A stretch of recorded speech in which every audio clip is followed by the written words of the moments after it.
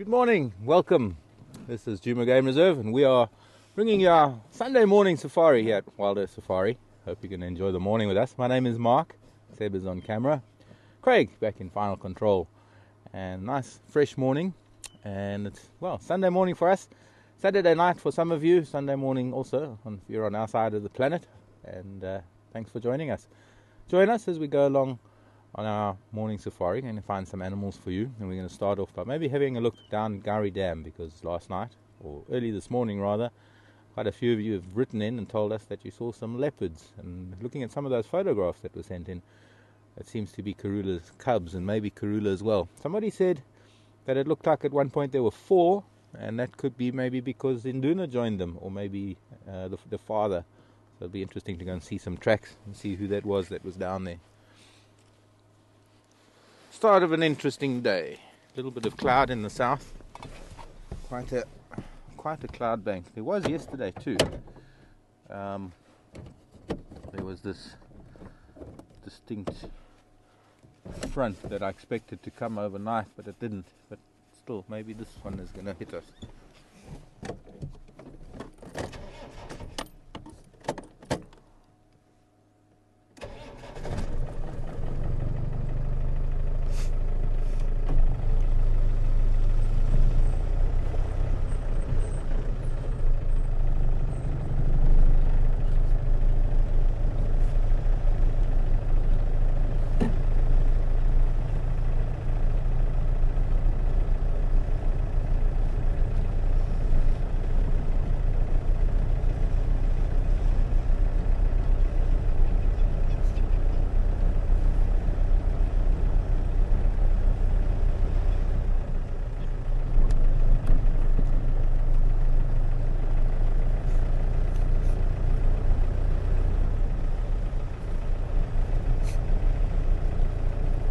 Strange noises during the night. Hyena were calling as well near the dam. I heard that quite often, and rather a strange call too. Not too sure what that call would have meant. A similar call to that is like a call to arms, a call to the rest of the clan to rally together, often in the face of other predators like the lion or something. Could have been hyena at the dam, maybe confrontation between Karula and cubs and hyena.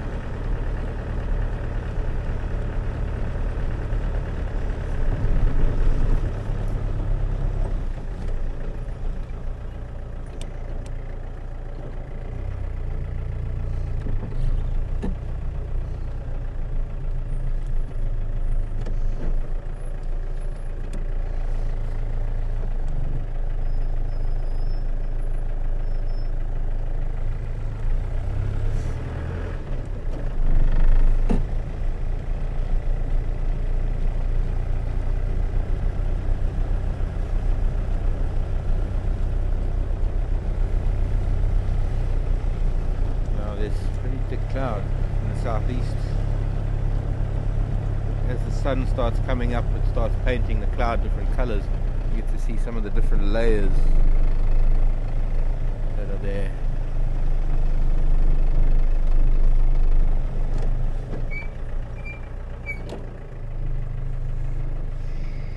Hyena, civet.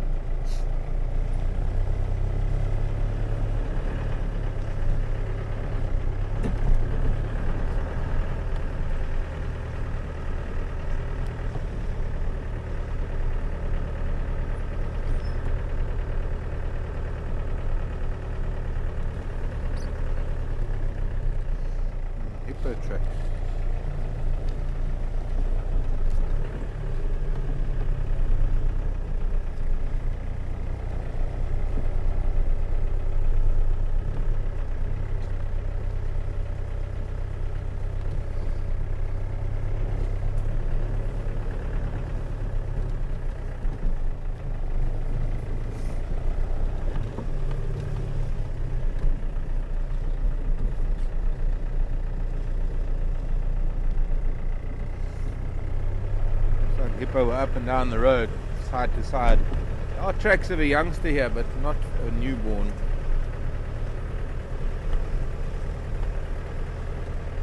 About a 2-year-old.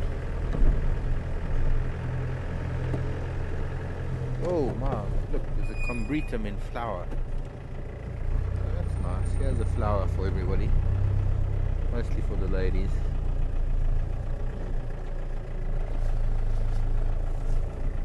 Bush willow.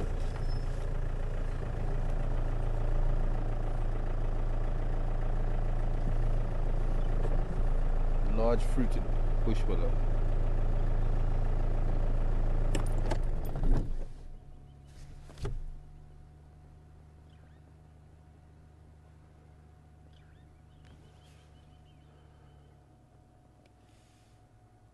A little early, I'd say. Well, maybe not. They are one of the first to flower. But yeah, maybe a little early. Normally only mid-August, I think.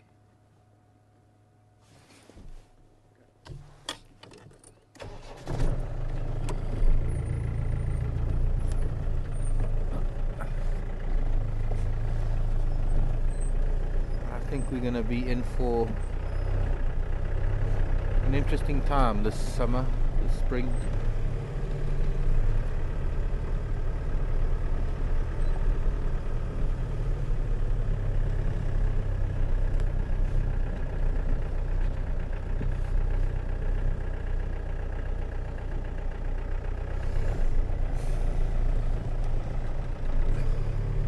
Also, just thanks to all of you who have sent in info for us about what was going on at the dam. I did hear lion too last night, but they were quite far. I'm not sure. I don't think they were close to the dam.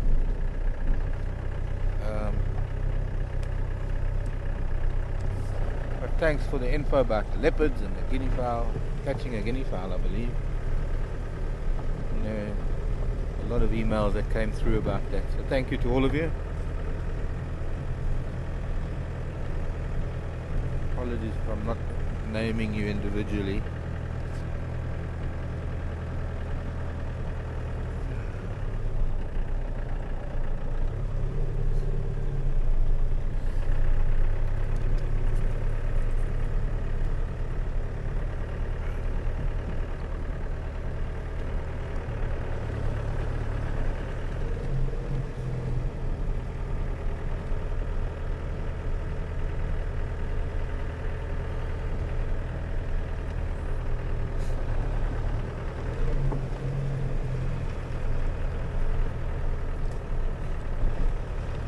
Another knobthorn stripped of bark.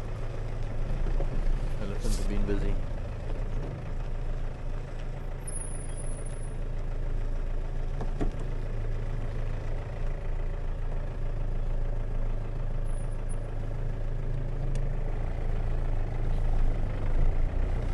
Franklins are going crazy down below the dam wall.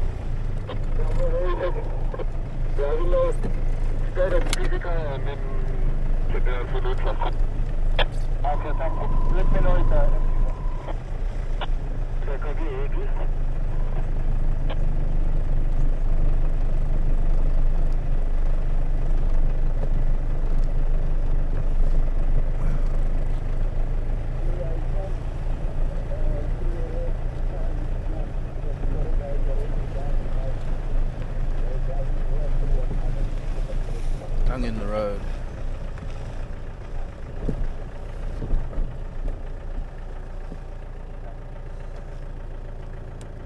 I could do it, Tara. Who done it? Who do you think? Can you see that, Seb?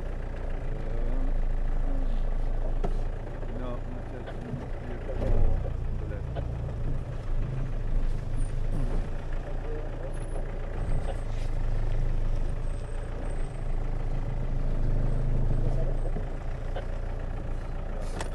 This one as well.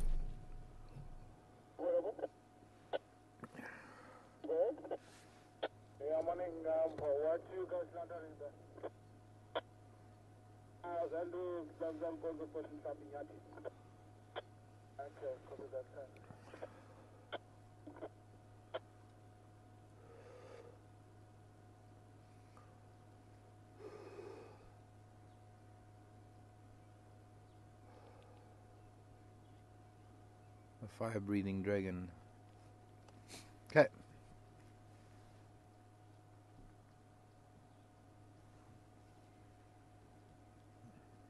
Not very easy to see any tracks, but there are just a few toe marks. But fortunately the tracks aren't there, so that it doesn't give you a clue. Okay.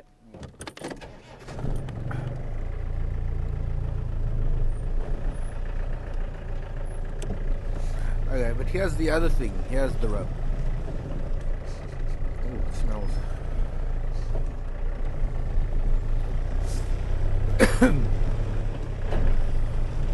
I don't only want to know what dung it is, but why does it look like it does? Very dark, if not even a little wet.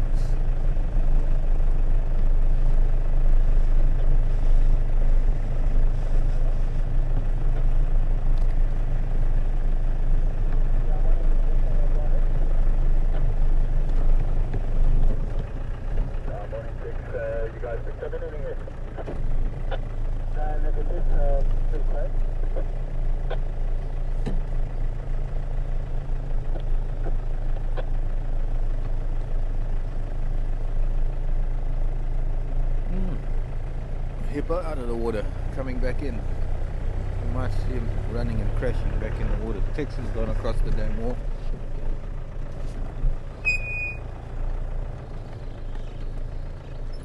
The other hippos have all run back in.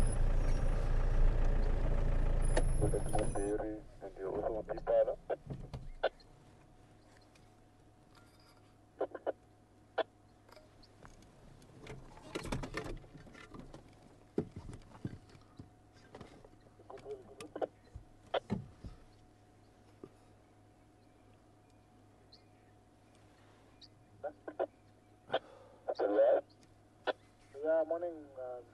Any sign of Gala that side? Yeah, I already tried.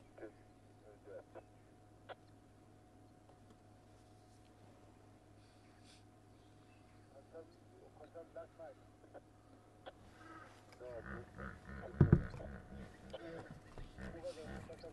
Starling's got something that's eating.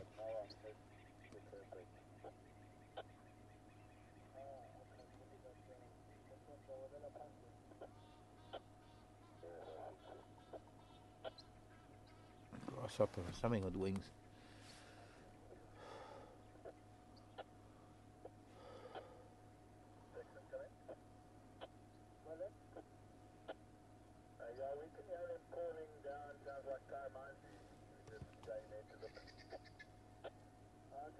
People hiding. The sun is rising.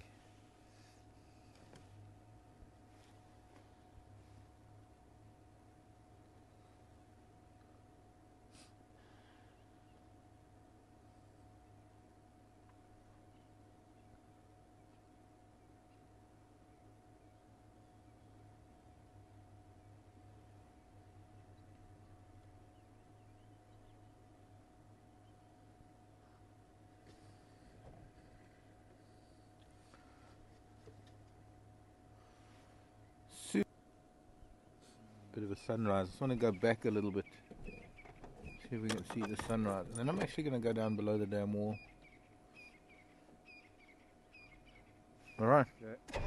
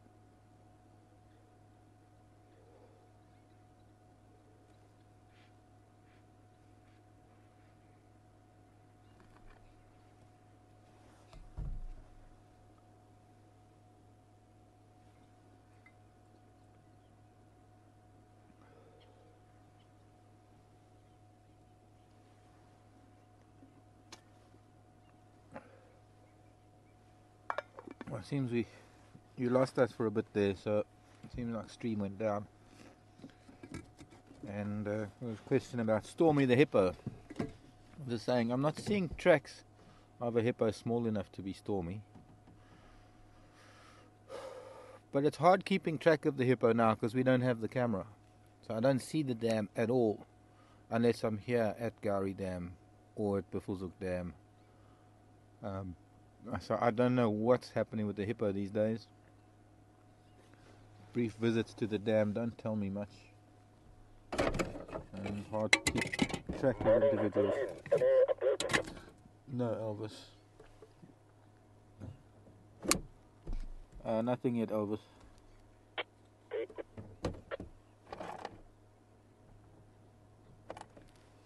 Okay.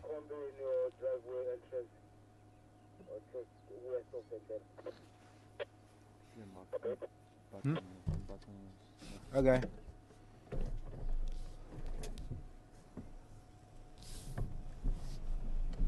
A bunch of guinea fowl here, but they're all pretty relaxed. I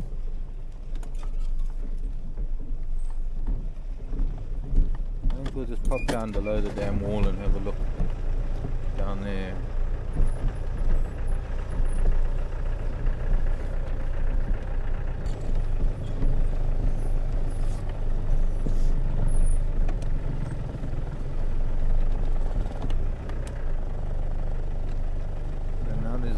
Up in Google Road.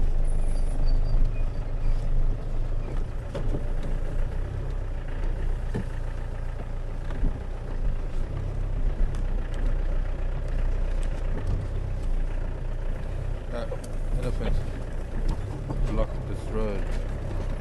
Track coming in.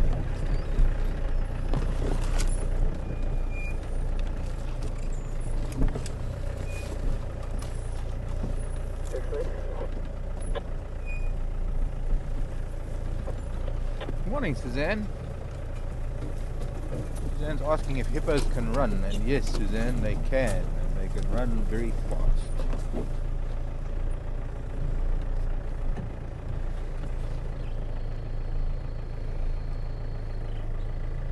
In fact, they can run faster than a human.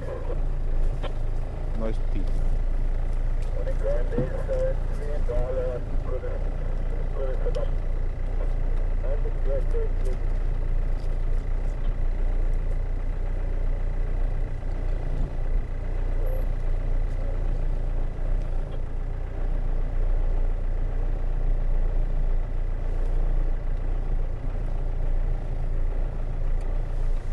Good morning, Leanne. Interesting question.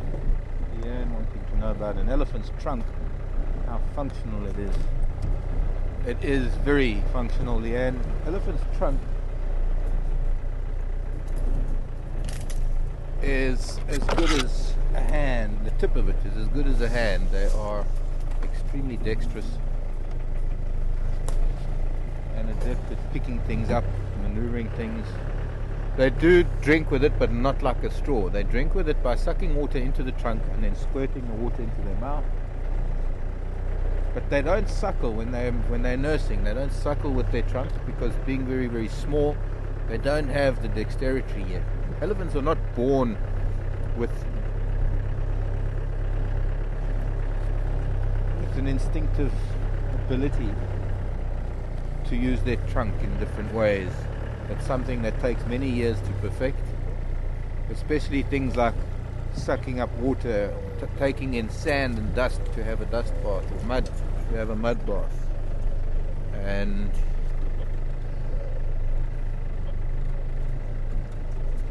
well, no sign of the cats here.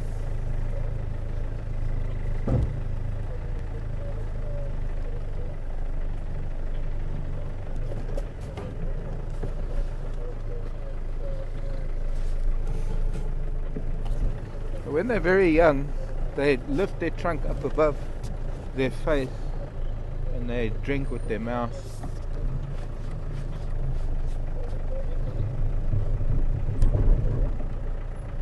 Hello, little dove.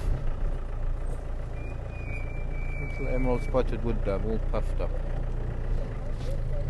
The child is cold.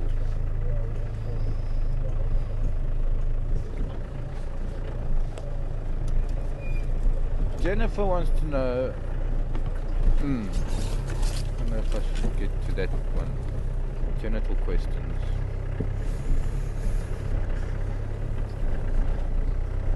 Rhinos does.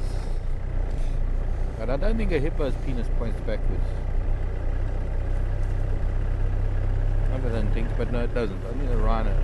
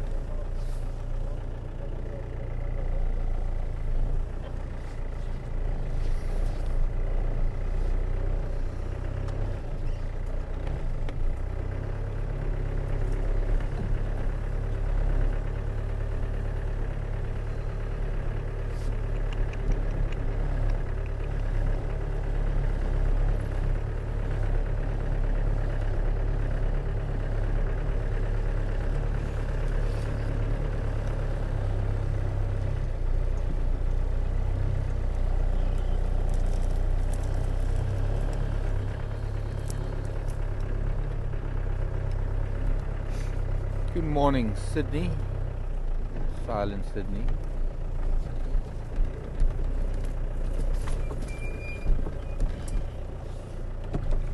Question is, are animals, young animals, only born in spring or all year round?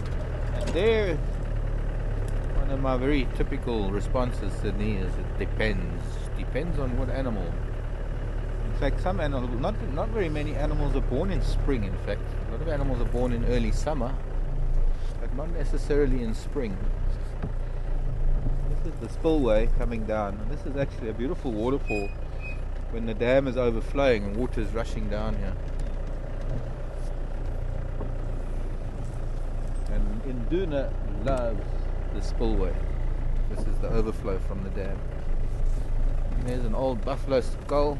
Now what I can show you about that buffalo skull is that the actual horn covering, the boss, what we call the boss, piece between the two heads, the two horns, the top of the head, and the actual horn itself, the horn covering has been completely eaten away by a special creature known as the horn borer larva, the larva of the moth.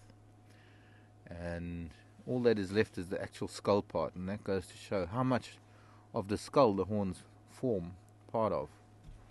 In fact, it is all one thing. It's not, and we so often get questions about antelope versus deer.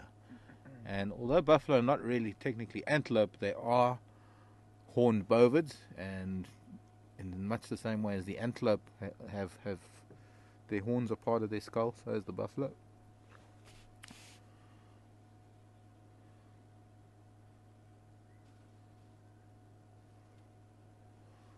And none of the children are down here, so we're going to make our way back to, let's go to Mvubu Road. Maybe Karula's gone up that way.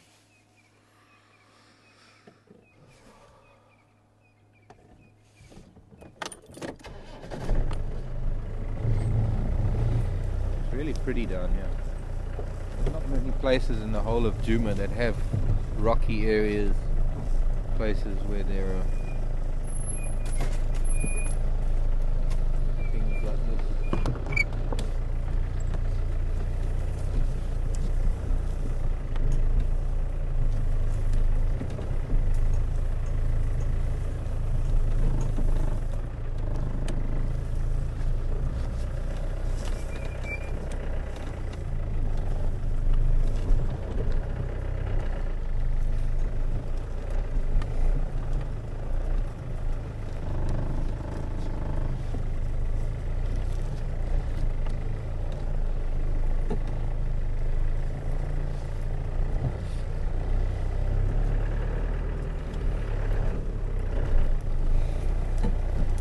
Once did climb that wall with the jigger. I don't think I'd do it with the gun to the damn wall.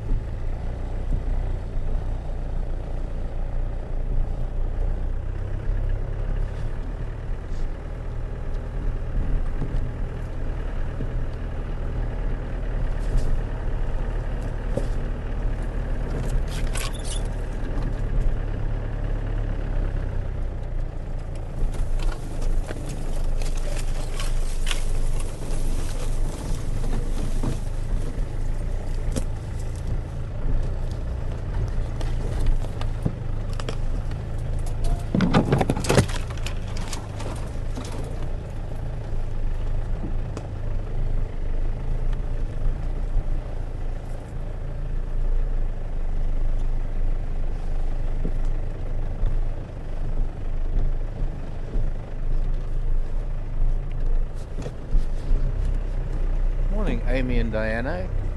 How are you? Well, Texas, let's see. Texas, what time are you on in Texas? You're probably about 7 hours, so midnight. I guess it's nearly morning for you. Midnight in Texas. Referring to that leopard kill, wanting to know what that leopard kill that we had yesterday. And the hyena at the bottom, Amy and Diane want to know, how would the leopard deal with it? How would they escape, get away? With the hyena there, would they drop the kill and then get away while the hyena's preoccupied? Or, well, different scenarios, different things happen at different times. Sometimes the hyena gets bored and leaves. Sometimes they can stay treed for a long time. But no, they won't necessarily drop something to try and divert the attention of the hyena.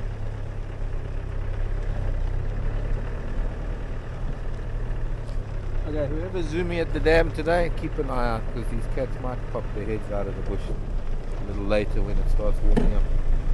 But I didn't see anything down there. And most of the activity that was happening was in front of the camera. There's a good possibility that they went up towards the lodge.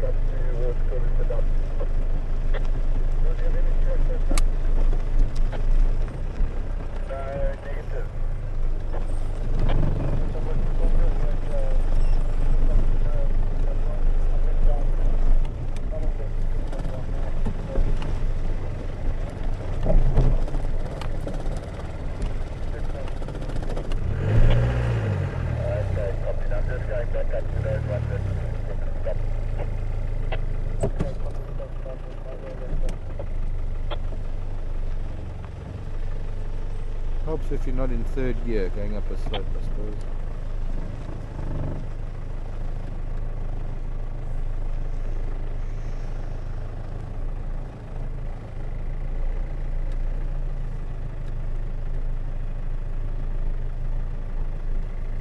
Old lion tracks.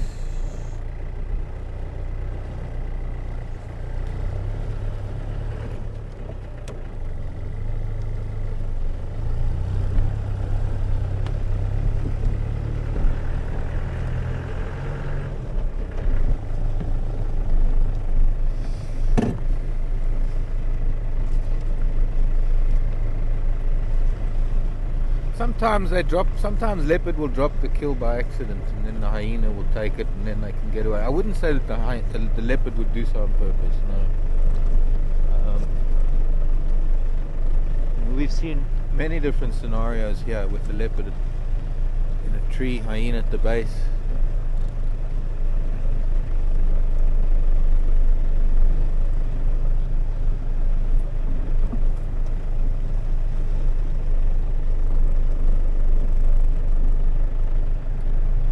The hyena get a little bit bored and they go and lie down some distance away, and they just wait for that sound of something falling, whether it's a piece of meat or a bone or a carcass, or even the leopard itself jumping out of the tree. That is also, there goes a duiker.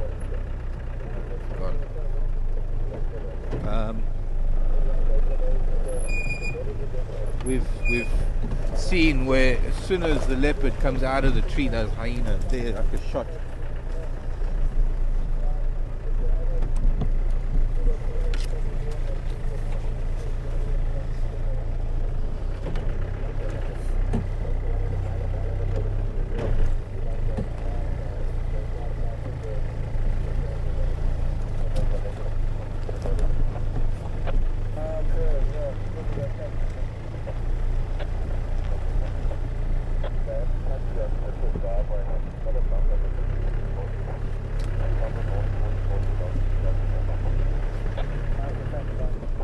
Oh, there was news that Sasek killed a kudu cow.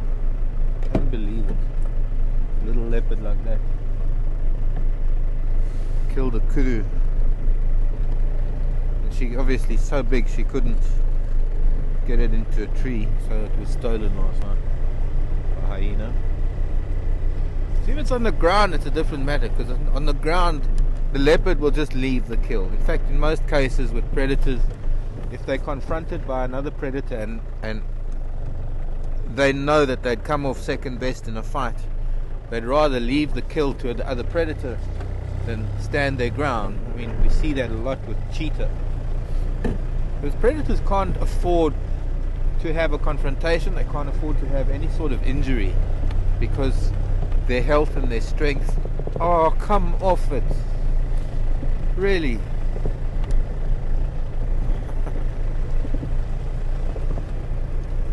I guess they had to do this to me today, the whole days. I got a flat tire.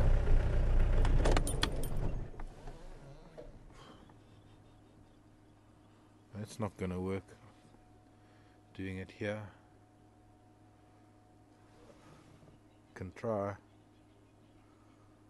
Can't drive on it anymore. Oh, really?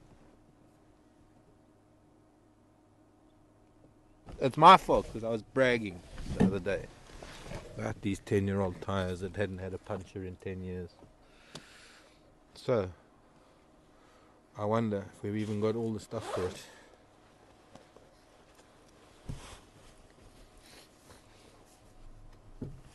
Okay. It's gonna warm So, us up. well, you can stay there. At least I got a wheel spanner. And I got a jack, and that's all we need.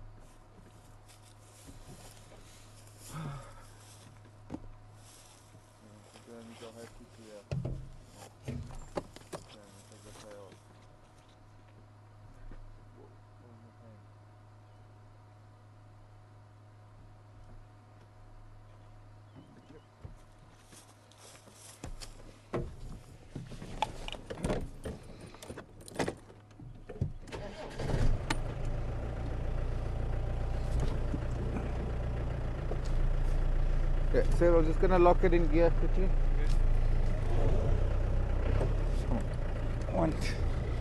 There we go. Just lock maybe an inch forward. Oh, it's no, can't go any more forward than that. Right.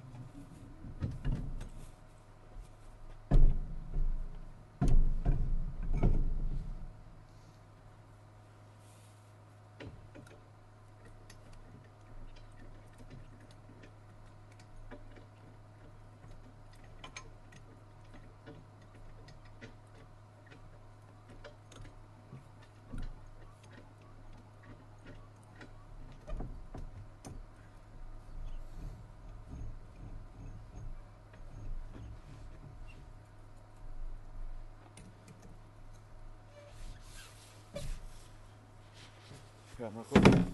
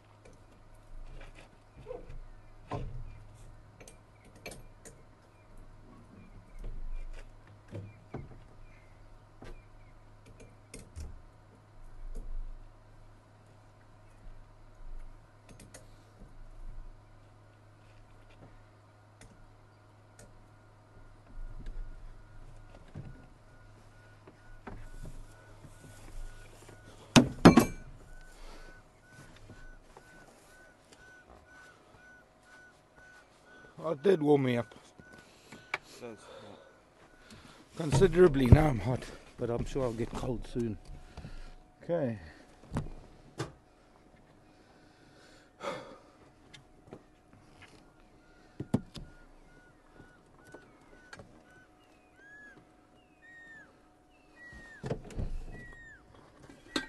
Morning, owl. A couple of pearl-spotted owlets calling.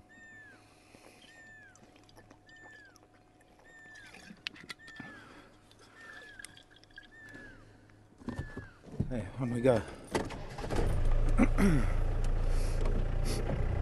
Right. If we get another puncture, we have to walk home because there are no more wheels to put on this car.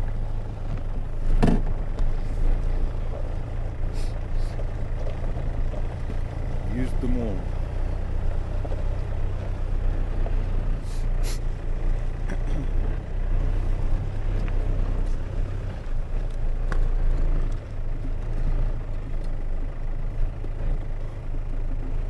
Cindy wants to know if the leopard got the baby hippo last night. Cindy, it wasn't a baby hippo, it was a youngster, it was a sub-adult. It was way, way, way too big for a leopard to catch.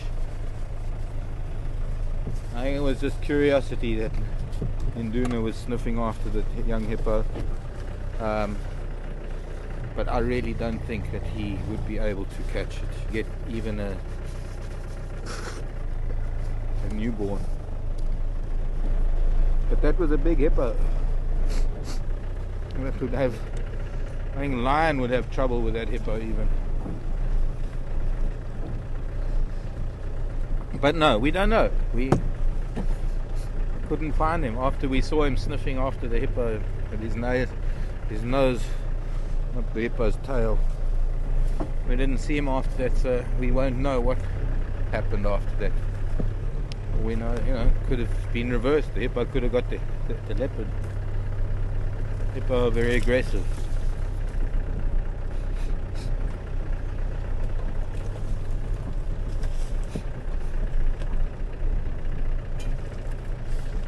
Gail wanting to know the temperature range that we have here from cold to hot. What would it be? Well, our coldest temperature, Gail, in winter at early morning. Well, the flop wasn't releasing. Our coldest probably get to be around 40 degrees Fahrenheit. What is that, 5 degrees centigrade? I don't know. I forget my conversions. But in Celsius, 5 would be about the coldest. And we can get up to 40, I mean in summer, 40, 45 degrees. See, this is also puncture materials, this place. Okay, well, we're not going to go too far in. No alarm calls from anything.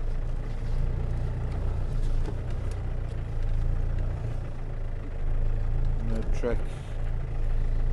Now we'll go back up from Boo Boo Road, go around to Buffelshoek Dam.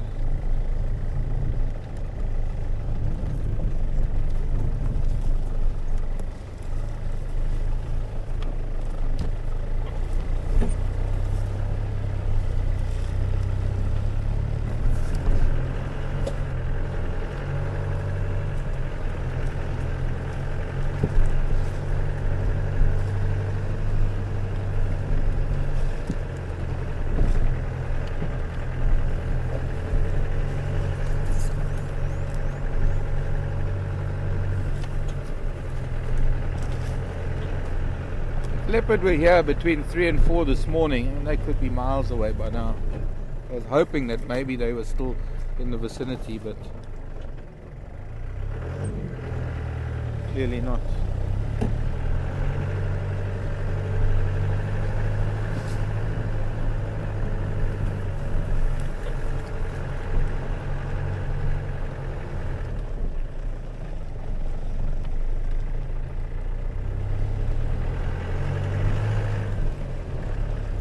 That front starting to move over. I think we might not have any more sun today.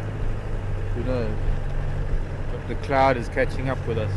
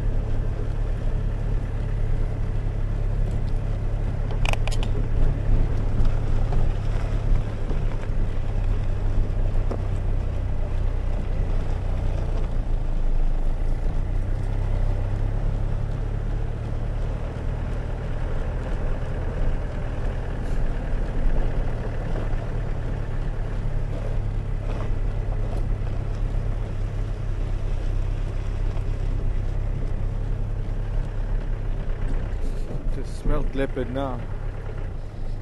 Very strong scent. Maybe she did come this way. Have a look for tracks again. Yep, leopard tracks. So both Karula and cubs eventually came up this way. Good. That was probably about 2.5, 3 hours ago.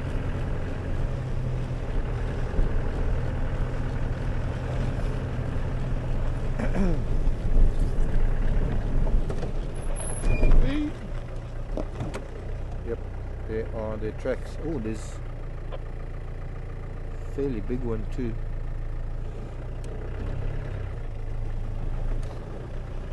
Maybe Gambilo Jordan joined them. Someone did say that there might have been 4 leopards. So it could have been their father that joined up with them as well. All 4 of them are heading north. I hope that they didn't cross over into Buffelshoek. It's a strong possibility that they did, onto Tamboti Dam.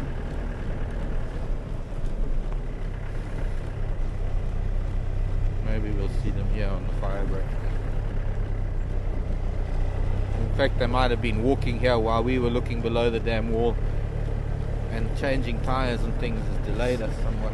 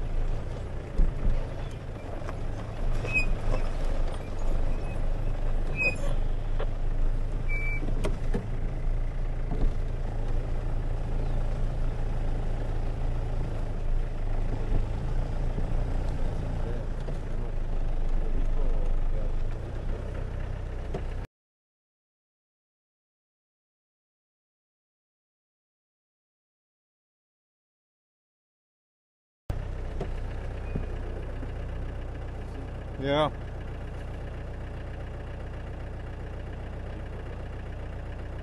No, it's an elephant. Elephant at Tamboti Dam. Just seeing the top of his head. Is he?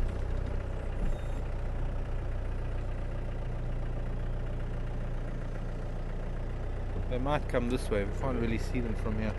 I'm just going to look up and down before the cut line for some leopard tracks to see if they've crossed.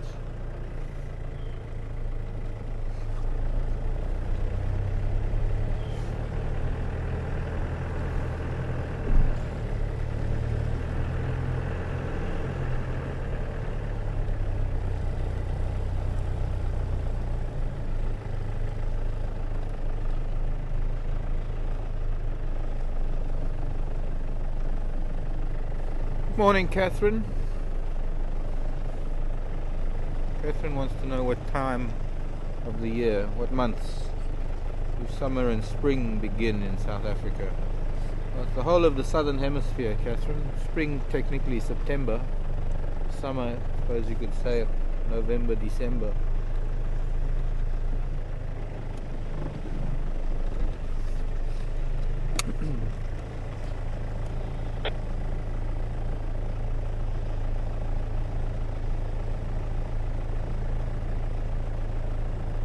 Sorry, who is that, Craig? Oh, Teresa. Interesting concept, Teresa.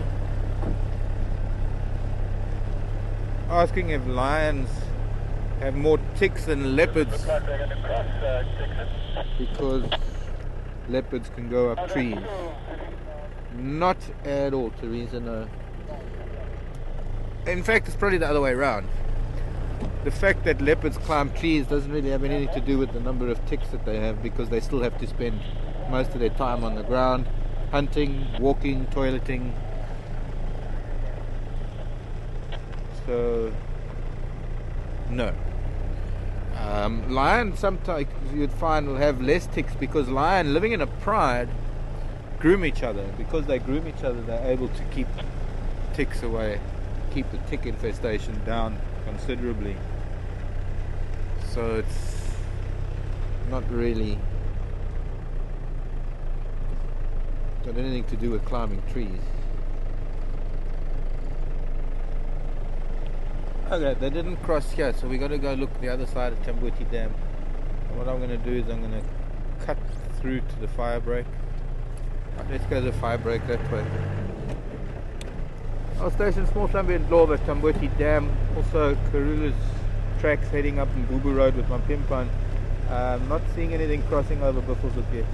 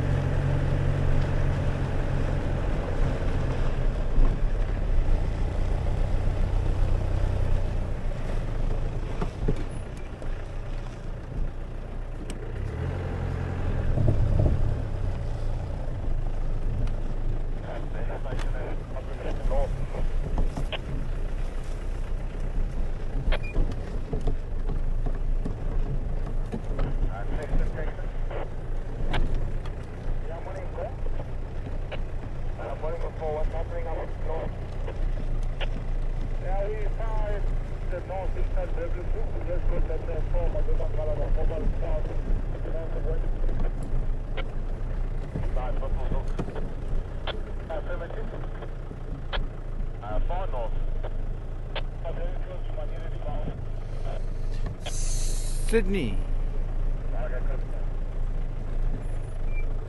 Oh, I was wondering. I was trying to think how to do that. Answer that.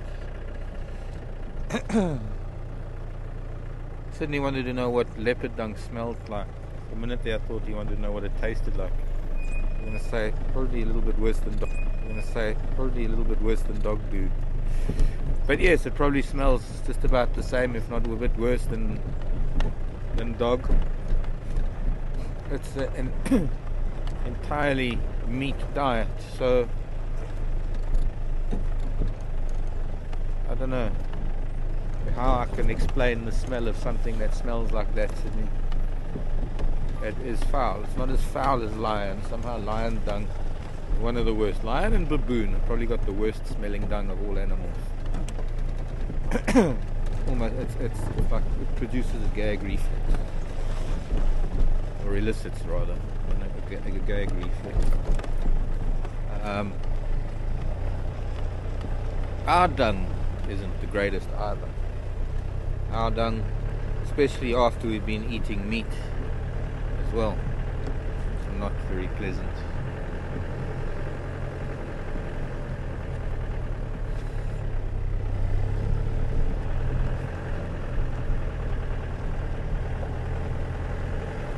Hello, Elizabeth.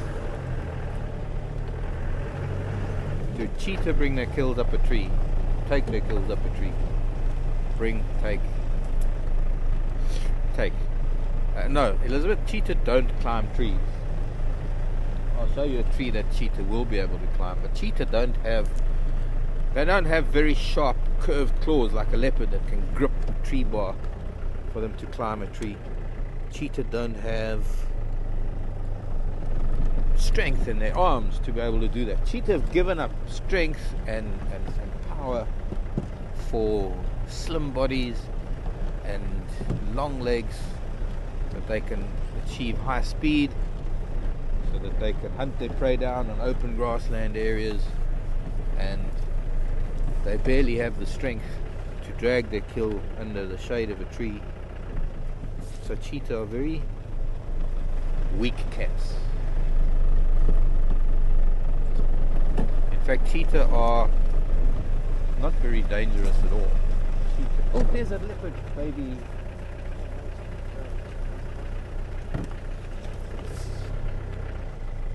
And guess where she is? She's on a shedulu. That looks like a little boy actually. He was cowering. What's he watching? He's watching something. It is the little boy. And he's trying to hide away. So I guess Karula's left him again.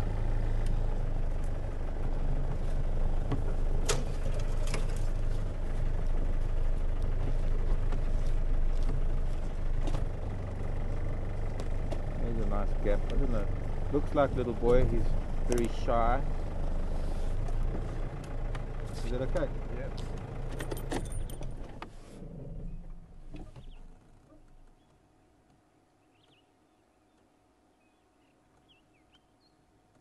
Maybe she's in the grasses still.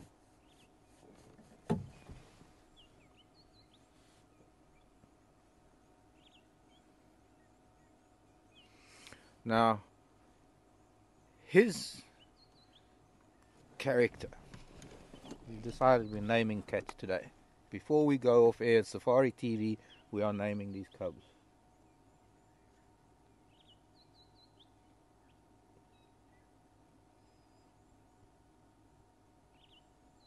He can't be comfortable like that, surely. Surely not.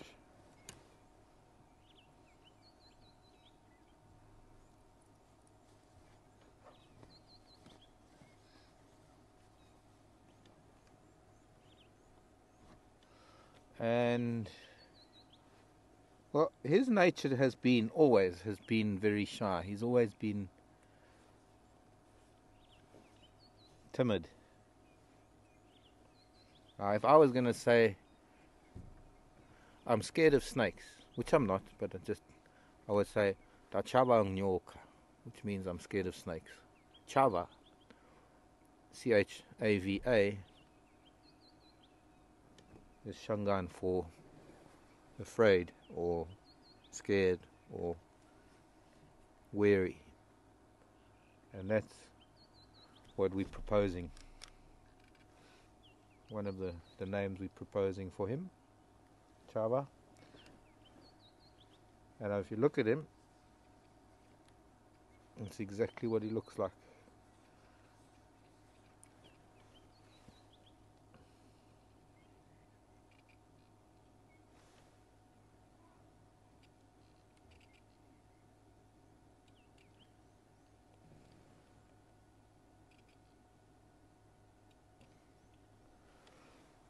Let me call it in. I guess I better. Although I think another vehicle comes, he's going to disappear. Our station's Waimampimpaningwe on a fire break east of Tambuti, or rather west of Tambuti Dam. There's a word for saying left instead of right or east instead of west when you reverse things. My brain knows it was west, but my mouth said east. And I do that often, and I don't know why. I don't confuse left and right.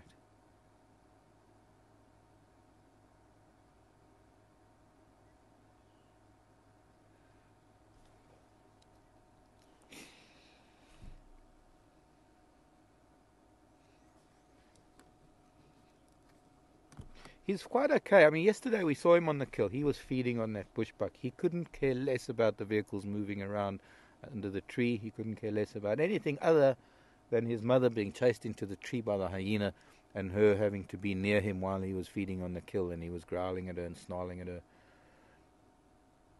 But it's when he's alone like this that he's a very timid little boy. It reminds me of Whitecloth's son, who we haven't seen for probably well over a year now. Whitecloth was a leopard excuse me, that lived to the east. She used to come across from Cheetah Cutline, from Torchwood, and she had a cub just shortly after Karula had Mishun and Duna. So that cub was a couple of months younger than Mishun and Duna, but he was a very shy cub. Even when we saw her with him, he would always hide away. And then after she died, I can't remember, I don't think I even knew how she died. She just disappeared. But after she disappeared, we saw him a couple of times, but as soon as the vehicles were around, he would disappear. And he's kind of been given the name of the ghost. I don't know what it is in Shangaan. But this afternoon on drive, Tara will announce the names that we've decided on. And one of the suggestions for him is Chava. Chava. Now,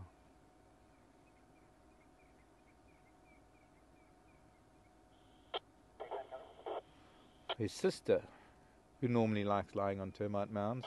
Termite mound is a Shadulu. We thought of calling her Shadulu as well. We're talking about that. Texan likes the name Shadulu. But then we know that there's a leopard down in Londolozi called Shadulu.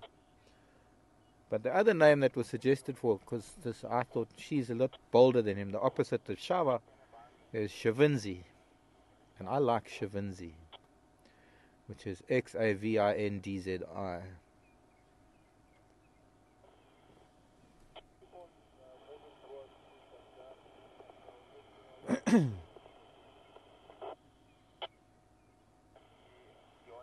Now, also we know that she doesn't necessarily stick around with him.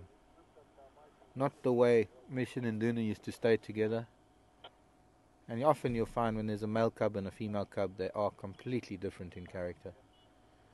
And she tends to go off on her own from where Karula leaves them. I'm going to have a look around other termite mounds in the area. We'll have a look as eventually when we leave him and be.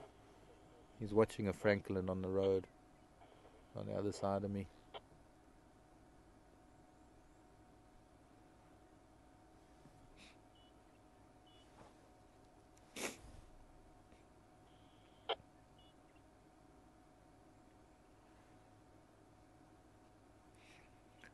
And the cloud has hit us. We're now getting cloud cover. It's scattered cloud. It's not a thick cloud yet, but definitely a front moving in.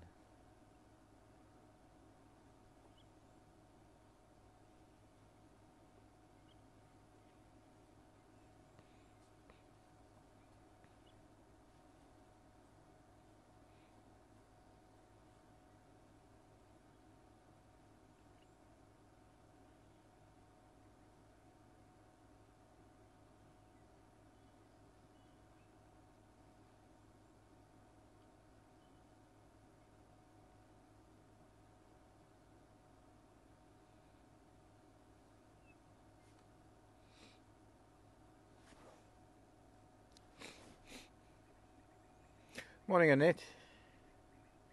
Is it normal for leopards to meet up with other family members, offspring, etc., fathers? No, Annette. I think if any book you read, it'll tell you that leopards are solitary and they don't have much of a relationship with previous offspring or their parents or their siblings. And we are seeing activity, we are seeing behavior here in the Sabi Sand that is relatively, well, it's not very well documented. We've had times when we've had 5 leopard together. We've had Karula with her cubs and one of her previous litter. Oh, there's a squirrel running along the ground. Just watching that squirrel. And their father, we've had Karula, Yambila Yordan, Mishu, Induna, and Saseka in one place. We've had Mishu, Induna, and Yambila Yordan together when Karula was mating with him. We've had Karula's father, Mafufunyan, with Karula and these 2 cubs together. And a lot of this has got to do with the density of leopard populations in this part of the Sabi Sand. And we're also on the edge of the reserve, which means that they can't expand territories west very far because it goes into rural areas where there are goats and chickens and humans, and they're likely to get into trouble. So it's like a bottleneck, and we're starting to see how true this exploded pride theory is. He's looking towards Tambuti Dam. Maybe he's hearing elephant there.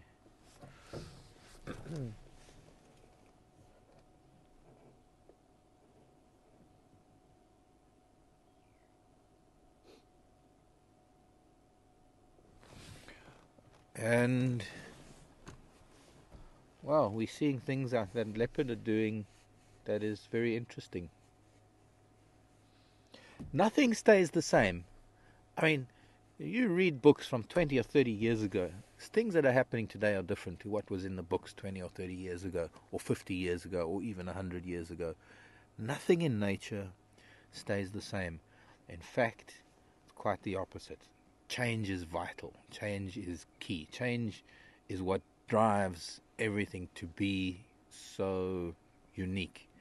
And it's the ability of animals to adapt to changes. Changes are driven by climate, and yes, we're going through big climate changes now, and these climate changes will affect everything.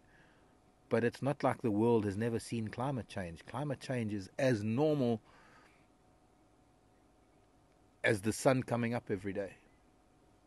And we've only been measuring weather for a couple of 100 years.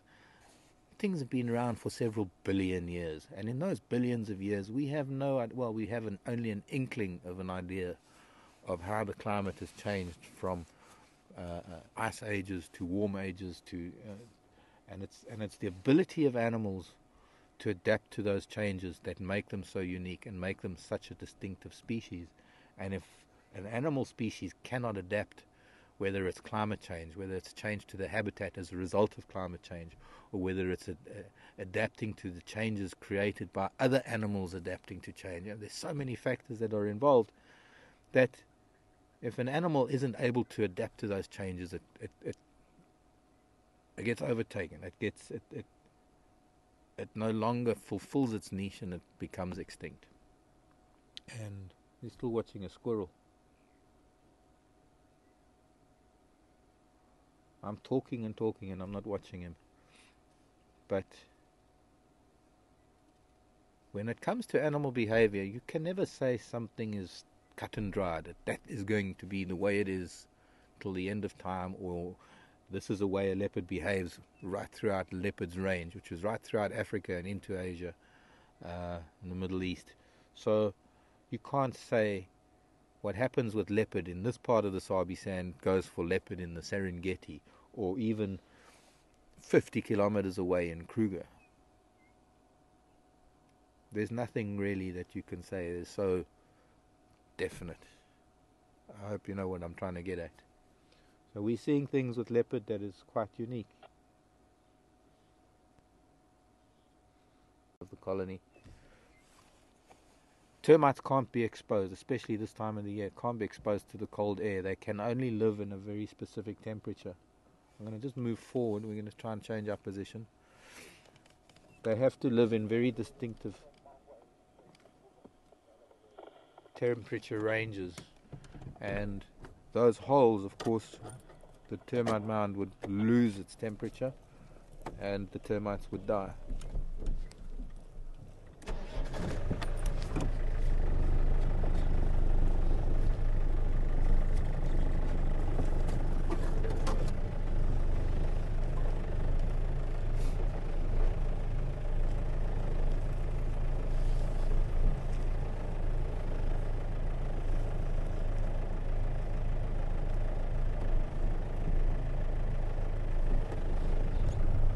See him there. I don't want to try and go too close to him because he's just going to go straight into that long grass or something. We'll lose him. As long as we keep our distance, then he's going to be okay.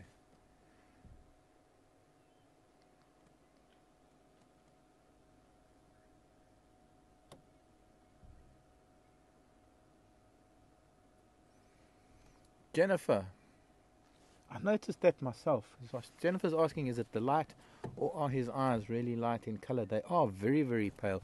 Of course, it's very bright at the moment. He's almost looking into the sun, so his pupils are completely closed. Tiny little pupils. So we're seeing a lot more of the color of his eye.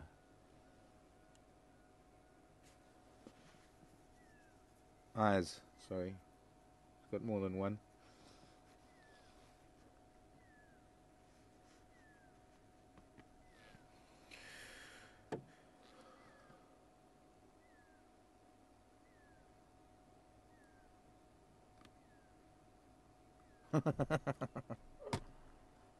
Thanks, Helen.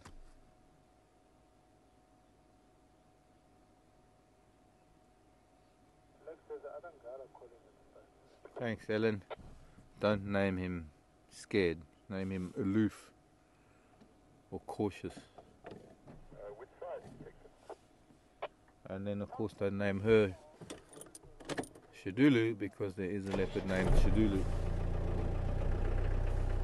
Sorry, were you zoomed in? No?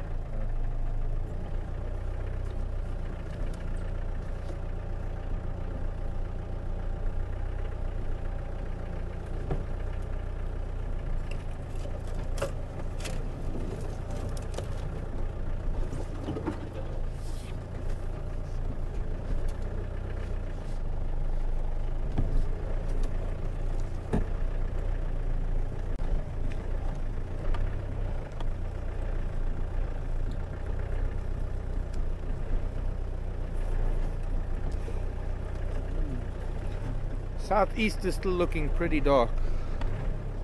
Due south of us there's blue sky.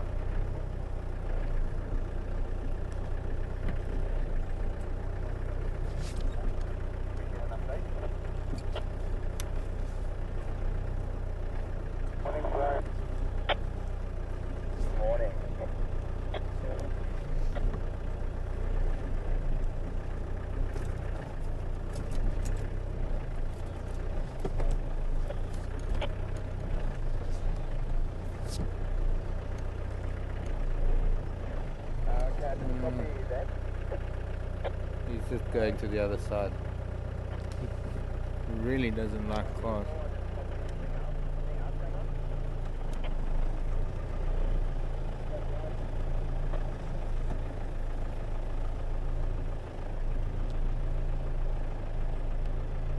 That's why I think Chava suits him.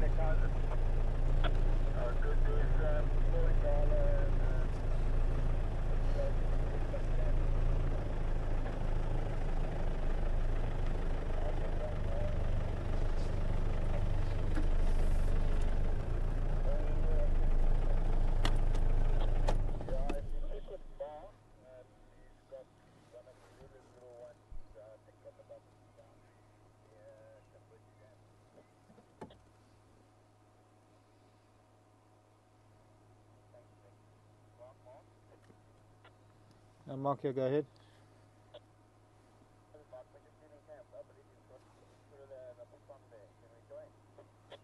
Brian, at the moment I've only got the young male. Don't know where she is with the young female. He's very skittish. He keeps hiding at the back of a termite mound. You're welcome to join. I don't know how good the visual will be. Okay, we'll just work our way slowly in that direction. Don't worry, I'll call when I'm a bit closer. Okay, copied.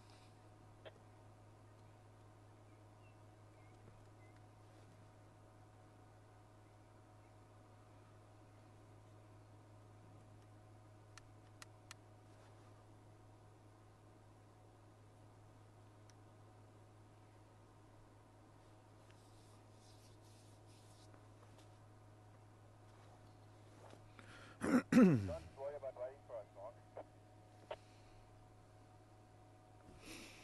Okay, copied. So let me know when you're closer though.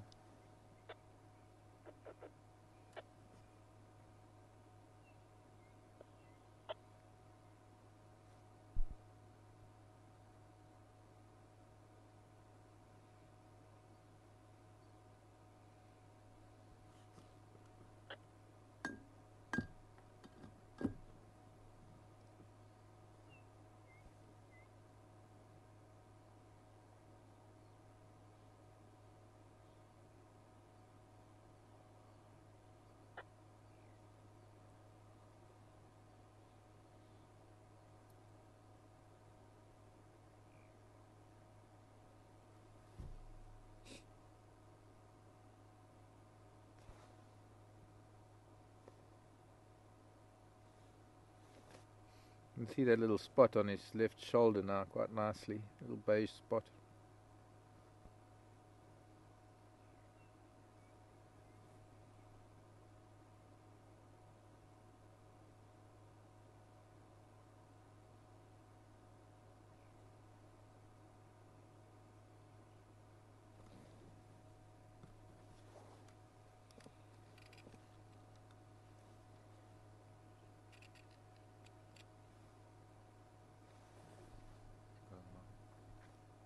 Gone again.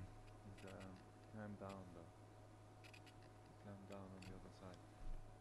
Yeah, I can see him just here. He's moving up. Crawling actually. You see him?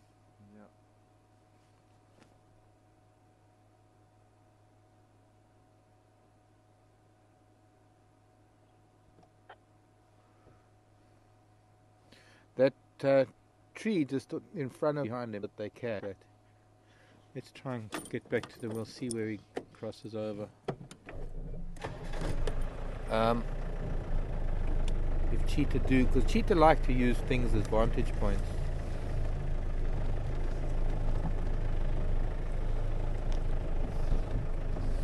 Looks like he's aiming to climb up there actually. Yep, up he goes.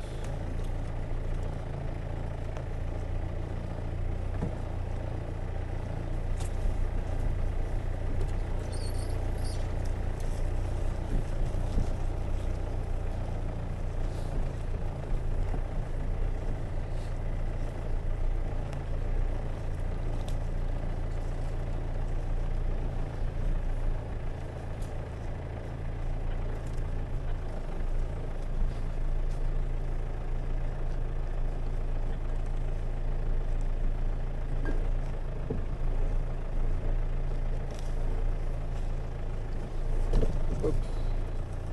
Didn't like that noise.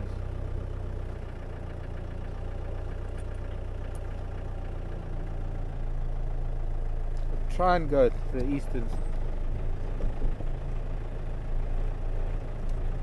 Larissa's asking Betsy.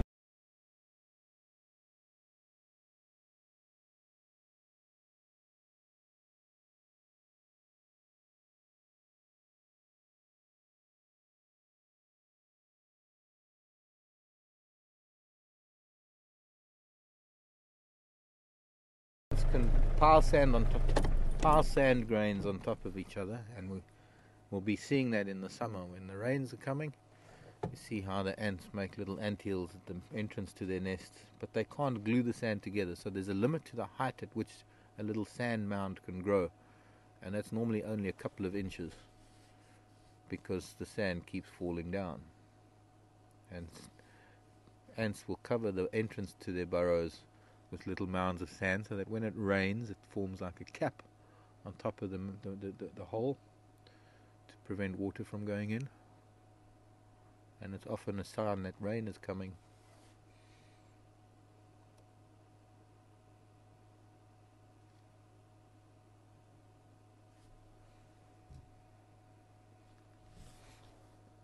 And that was who?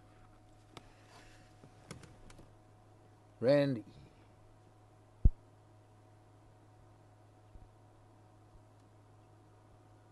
Asking these termite mounds, like where the hyena den is, are they natural or are they man-made? They're made by termites, Randy. It isn't the only thing that is man-made in the national park like this are the roads and some of the dams. But there's no, those, especially that termite mound that he was at, stands about 12 feet high. It's got to be at least 20 feet wide at the base. That is made by an insect that is probably about 3 or 4 millimeters long.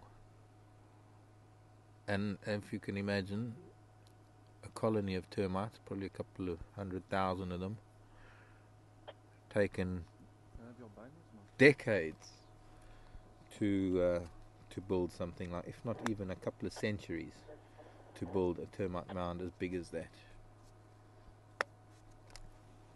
The squirrel is up there. Oh, is he after a squirrel? Yeah, I see the squirrel. Yeah. That's what he's doing. He's trying to intimidate the squirrel. Look at that tail. This is where young cats, lion, leopard, and cheetah, attempt at hunting because they get impatient, and that tail gives them away. Under the circumstances, the squirrel's going to jump to another branch. He's going to run down the other branch, and then he's going to fall out of the tree. He also is forgetting about the squirrel. Lots to tell you about this little bit of activity, but his tail, you see that tail is just far too active. Now if he was stalking something like a hare or a small impala or a small antelope, the tail would give him away before he even got close to pound. Good. And that's what little one is doing, and this is honing skills. This is not only honing his hunting skills, but also his climbing skills and his ability to calculate.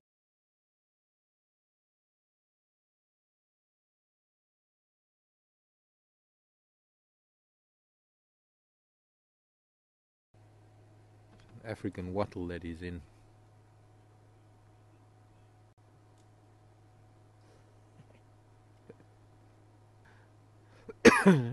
Oh.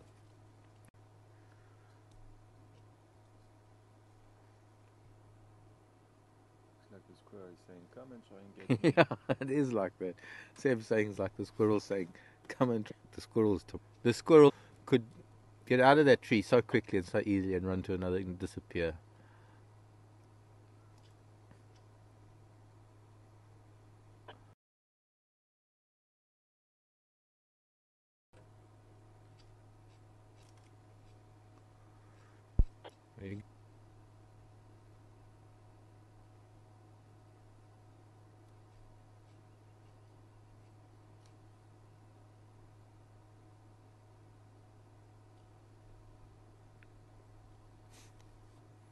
Back to his termite mound.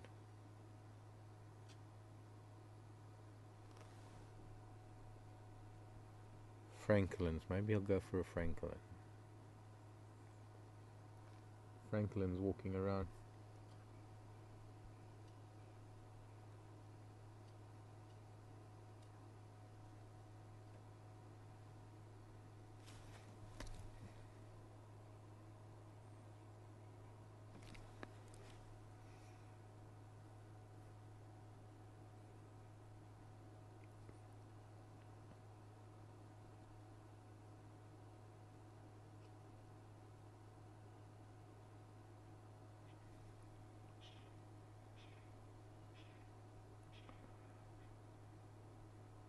Oh, Patty, I'd have to get a translation. I don't know the word elusive in Shangaan.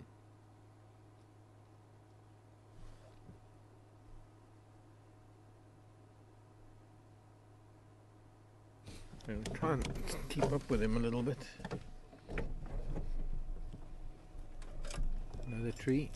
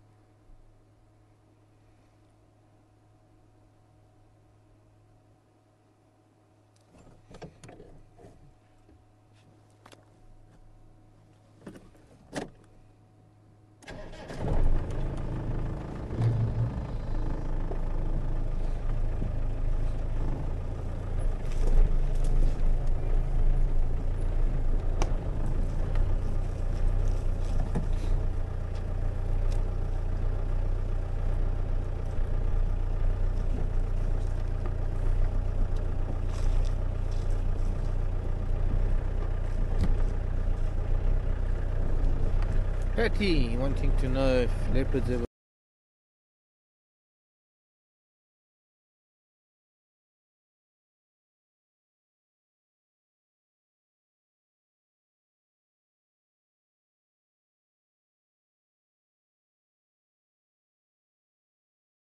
Because the branch breaks.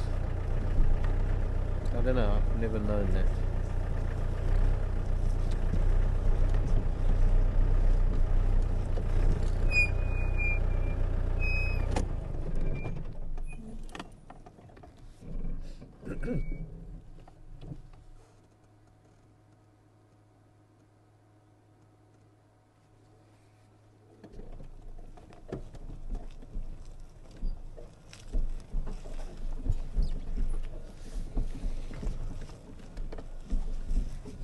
I think we've now crossed the fire break back into Western Gari. Seems to be going into the drainage line.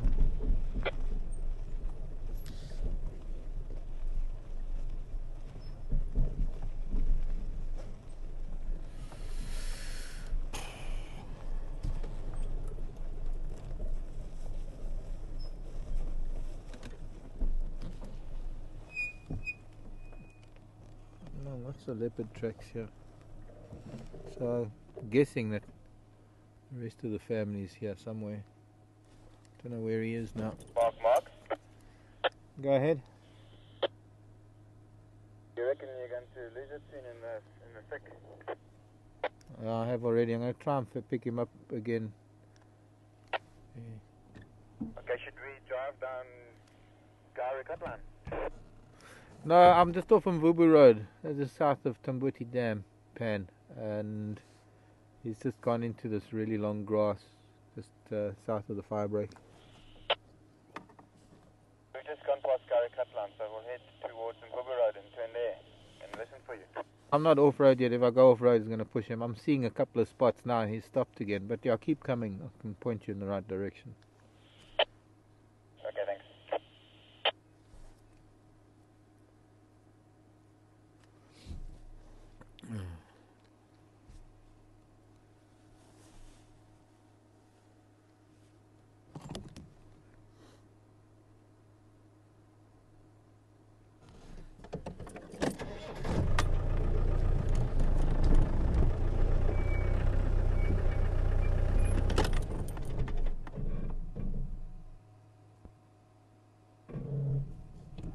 Just see the top of his head.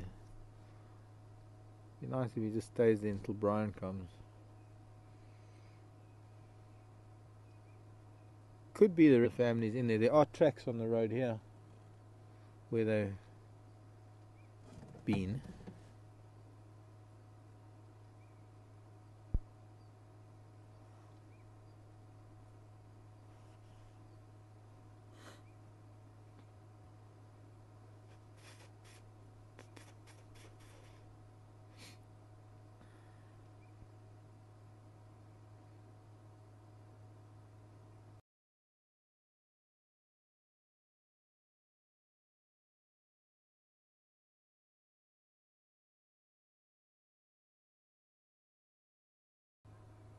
This, you might be able to get a visual.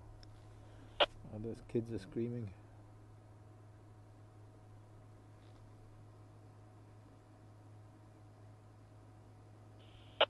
Thanks, Lex. I'm pulling off.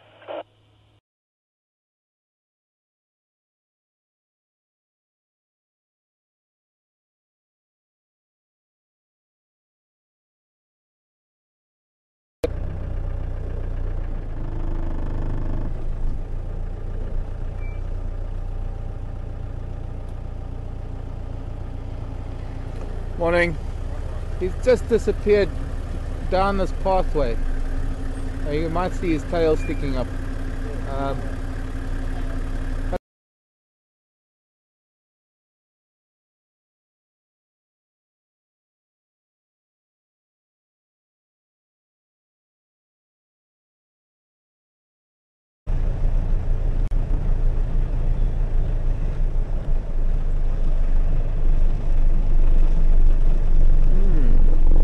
Interesting little birds here.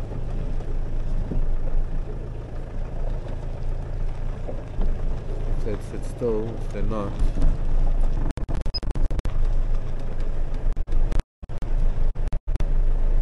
More elephant tracks too.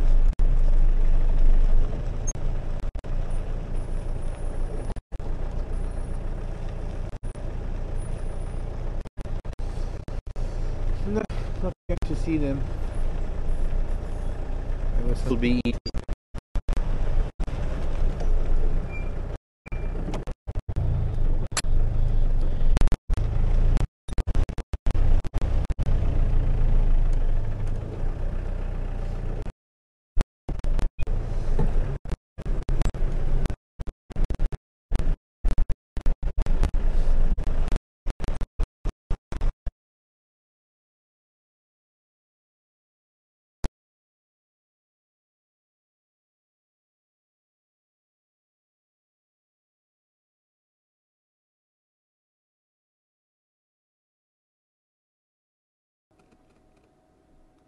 Hello, baby. That little boy with horn buds coming through.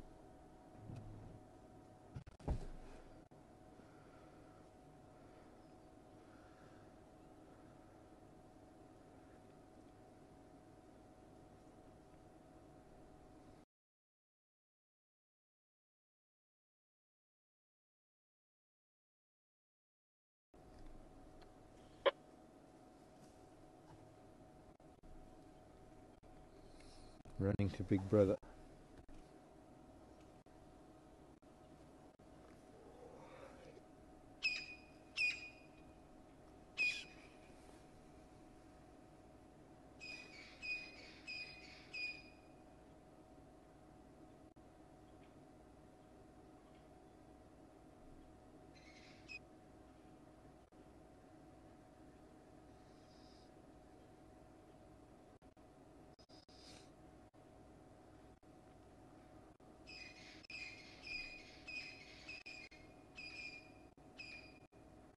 What's she eating? What's she eating? What you got, girl? It disappeared too fast. It would look like an interesting.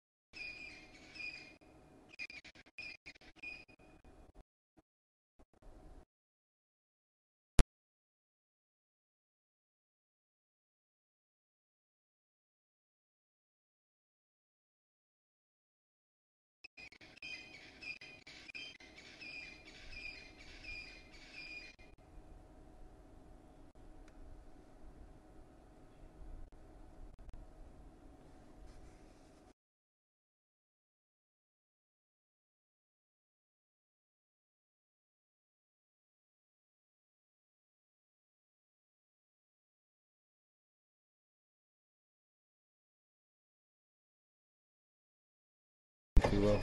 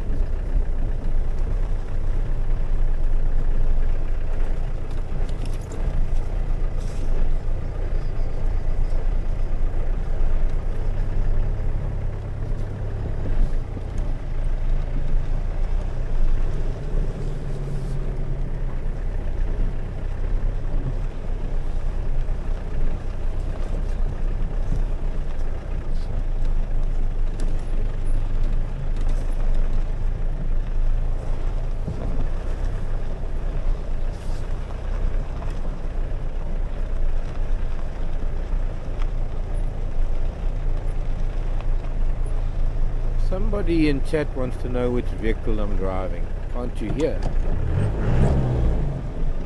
This is the Gunda. The Jigger is a standby vehicle. We had the Gunda fixed yesterday. We worked on it all day. Well, Opa did. The mechanic at Wayatela. He put in a new fuel lift pump. That's what it was. The fuel pump was gone. And he bled the fuel system, got the air out of it, and then we had to transfer some of the equipment from the Jigger back over to the Gunda. And although it's a standby vehicle, the Jigger, there's still some pieces of equipment we need to switch over from here to there. But no, this is the Gunda. It has much better broadcast range. It has a stronger amplifier, which means that we're able to maintain picture while we're driving. Amplifier on the Jigger isn't able to do that. I was actually asking Pete about that yesterday because I was asked that question and I couldn't really answer it. But what it is is that as we drive and the antenna moves, the signal is actually they're packets of information sent from here back to Boyatella, to the mast, and we get what we call packet loss when the antenna moves or we're driving and there's vibration with the weaker amplifier. With the stronger amplifier we're able to maintain packet integrity, and that's why we have a stronger signal with this vehicle. And well, it's quite a mission to be able to change the amplifier, and also the amplifier, probably one of the most important pieces of equipment. You short something out with that amplifier and it blows, that's thousands of dollars down the drain. The other side, I'm not seeing too much happening here right now.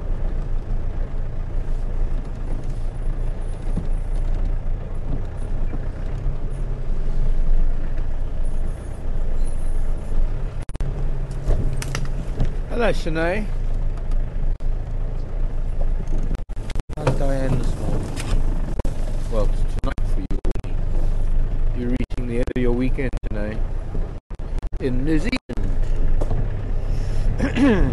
Story about how the There's a story about the water buck. How the water buck got its white ring on its rump. Because it sat on the toilet seat when the paint was still wet. But as far as I know, I don't know, Shanae. I don't know. I must look that up. One of the fables, one of the folk tales about how the kudu got its stripes. Must be a story. I just don't know it.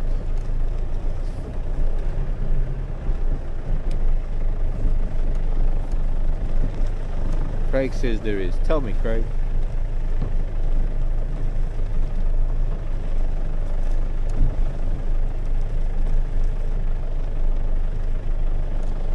No, that's got nothing to do with stripes, Craig.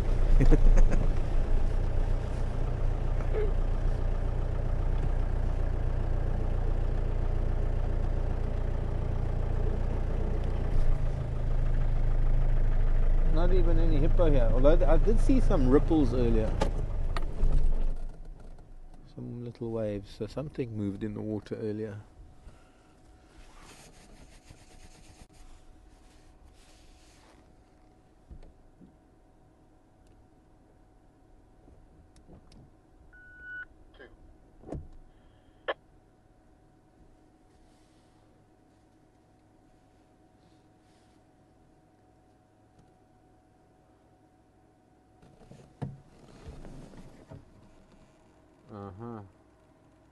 Somebody's been here for morning tea.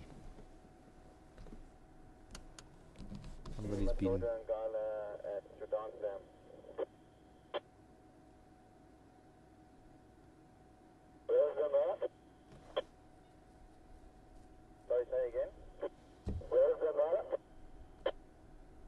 Okay, let's move.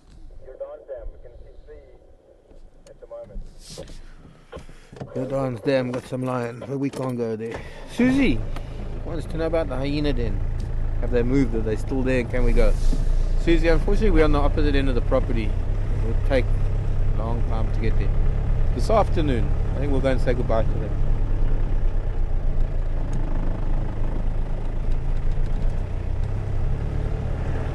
That's a good idea. This afternoon or this evening, Tara's driving.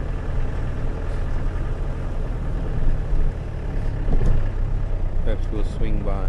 I've got a funny feeling they moved because I haven't heard anyone say anything about activity there yesterday or today.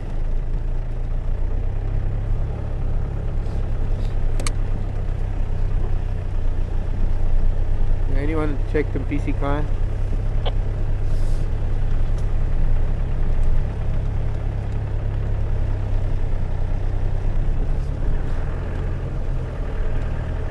Everybody's been on Buffelshoek with Lion this morning, so I don't think so. I'm not getting any answer.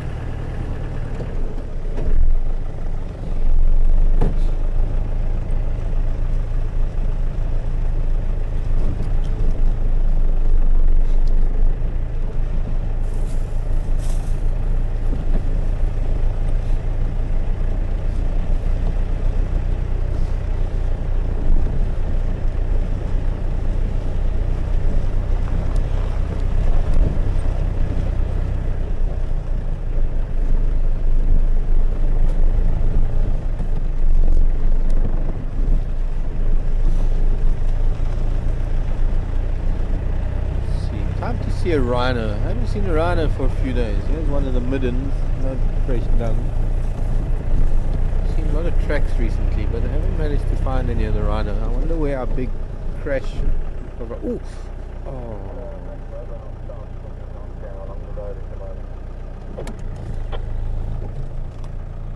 Hyena tracks. There was a grey-headed bush shrike. Actually, it's still in. No, it's too far in. I don't know if we'll be able to see it. We can try ghost bird. Can you see him, Sid? No. Just through there. There's he's gone. Oh, might still get it. I can see it. Yeah, it is a grey-headed. It's a bit too big for an orange-breasted.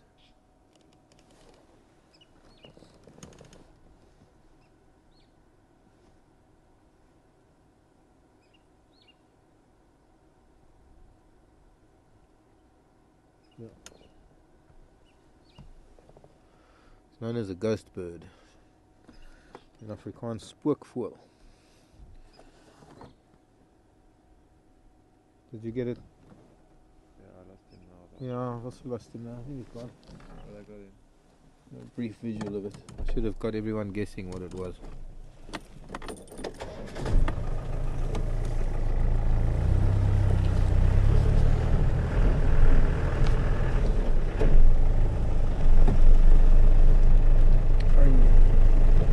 Grey-headed bush shrike.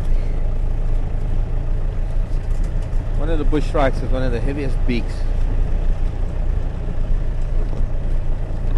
And it's somewhat ventriloquial, so it's not very easy to determine where its call is coming from.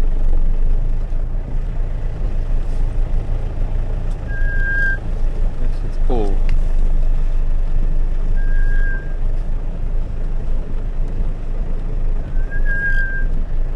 Something like that, without the hesitation.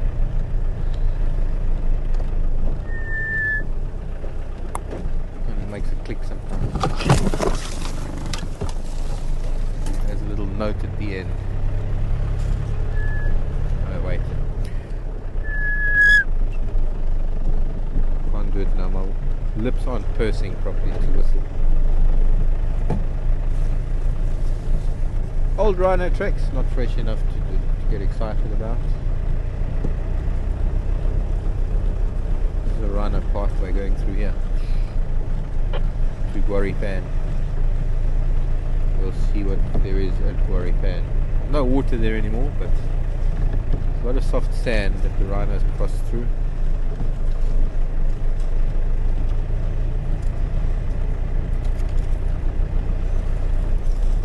Hello, Drongo.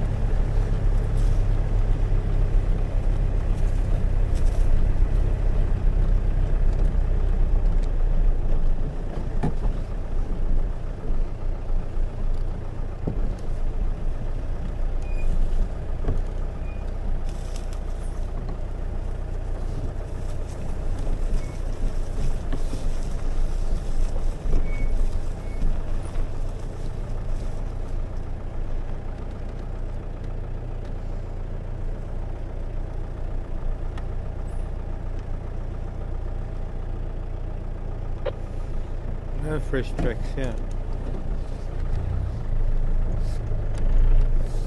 Up to cheetah cut line for a while.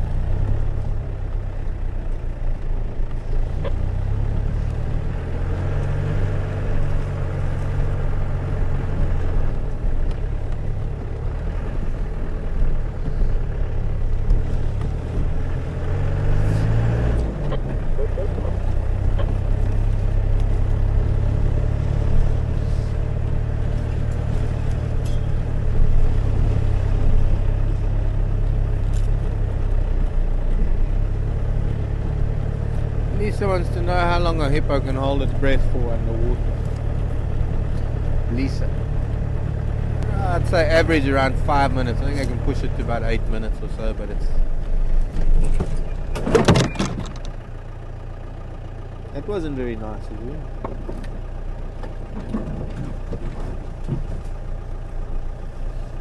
Not much I can do about it. Big tree stump on the right. I have to try and...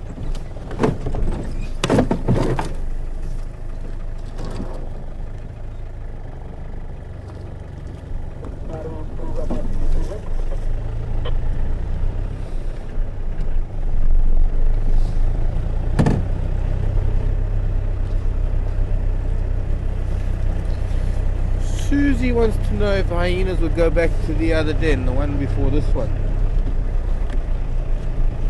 Yeah, that could happen. They've got several den sites that they use in kind of like rotation, but it's not a predictable rotation. It's nothing that we can say, okay, well they've left this den, which means they're going back to another den that we know of. That's why whenever they leave a den, it's always a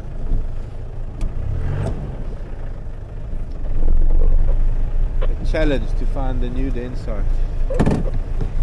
And I've lost my clutch, so it's time to pull the clutch again.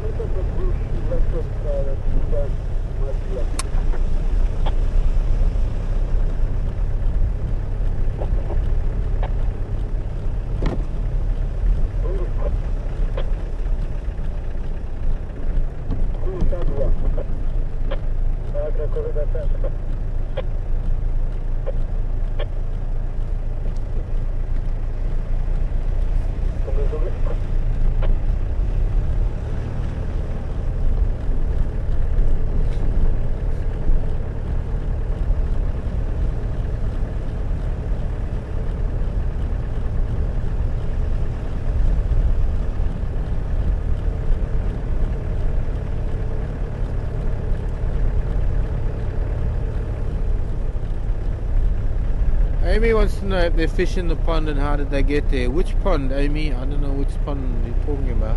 Please let me know. Pond? Surely not Pete's Pond, because I don't know. Pete's Pond is hundreds of kilometers away in a different country. So I don't know what's at Pete's Pond. But if it's a pond here, I might be able to answer your question. And there's probably tilapia at Gary Dam that have been put there. There were fish at Bivelshoek Dam once upon a time. When the rivers flow, catfish swim upstream, so you get catfish inhabiting some of the dams. But if they, even the tilapia, I know that when I've got a dry riverbed, when the riverbed is in flood, I get tilapia coming into the riverbed. When the puddles, the pools that are left behind, when the river subsides after the floods, always little fish caught in the pools.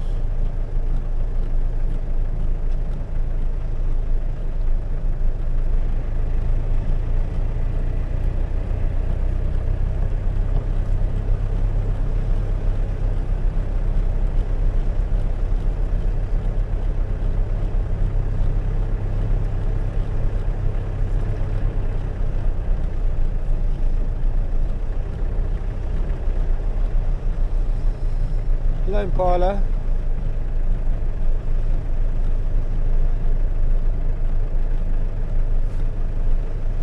Goodbye, children.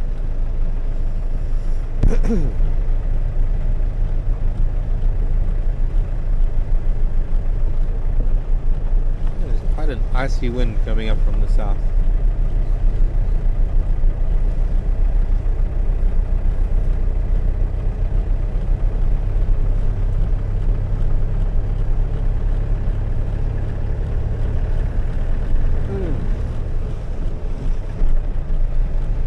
Taking layers off by this time of the day.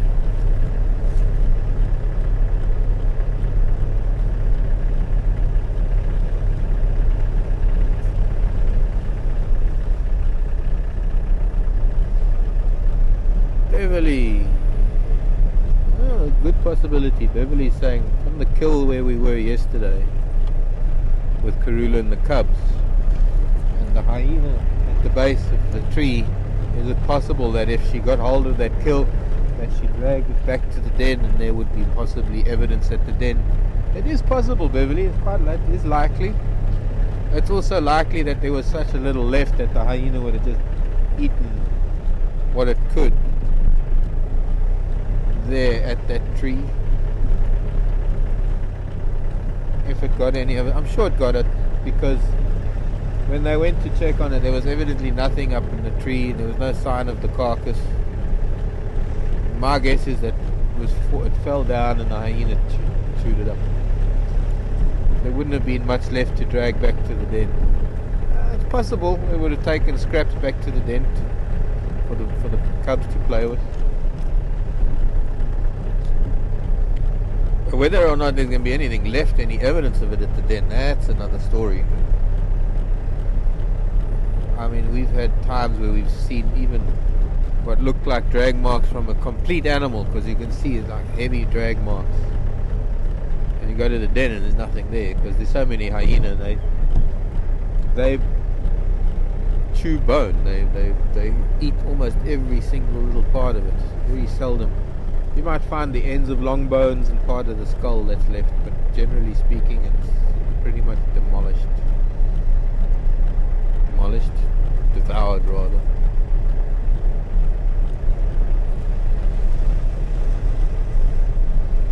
Davina. I was just talking about devoured and demolished, and now Davina. They moved that tree off the Mumba Road. Davina wants to know how can we tell how old tracks are? The clarity of the track, tracks in soft sand when they're fresh, they got very sharp edges to them. They're very distinct. In some cases, if the sand is particularly soft, you might even find subtleties, like in a baboon. You find the fingerprints of a baboon. And as it ages, especially with a bit of wind, as it ages, it gets much more rounded around the edges, much less distinct. It gets very gets rounded. I don't know how much more to explain it other than rounded and indistinct, and no definition to it. This time of the year, with the kind of wind that we have and all the dry leaves, tracks age very quickly unless they're sheltered. It's something one learns over time to tell. When you see fresh tracks, it's almost like the grains of sand are still tumbling into the track. And sometimes you can tell very fresh tracks quite easily, almost as though the animal has just been there. Like Karula's tracks this morning. When I saw her tracks on the Mbubu Road, I knew it was quite fresh.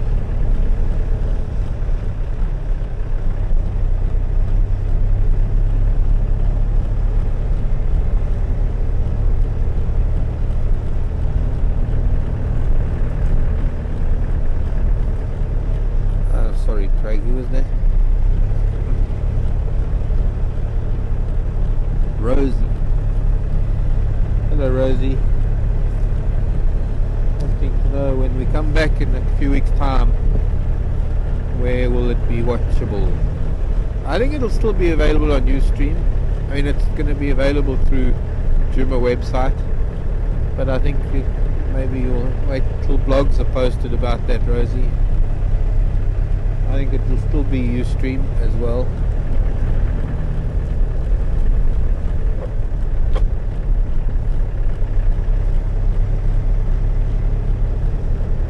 I think, yeah.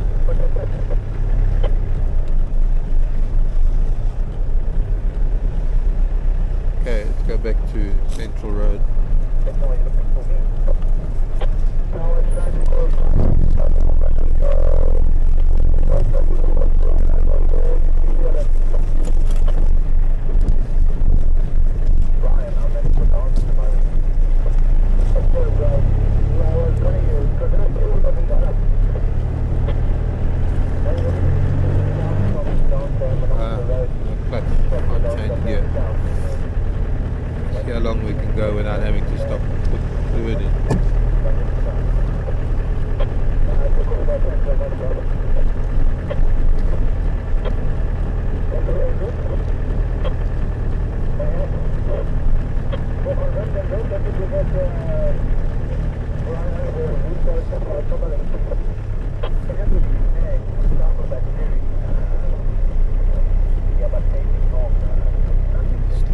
that name either. Sorry. Roger. Hello, Roger. So we always get crocodiles in the dam in summer. No, not necessarily, Roger. Depends, I think, on... I don't know. It's not something you can say yes to. It's a wait and see thing. We can't tell what the crocodile's plans are. If it does come back or not. It's unfortunately a wait and see situation. The previous year we didn't have a crocodile. The previous year was a drought and the dam dried up. The year before then was a crocodile. So you could say over the last, there have been different scenarios over the last 4 years. So you can't really draw any conclusions from that. But also it's a future thing. You can never predict especially the likes of a crocodile, what it's going to do. Good chance, if we have really good rains, there's a good chance it might come back. It might have found that it was easy pickings here at the dam, it was easy to catch animals, and it might come back. Who knows?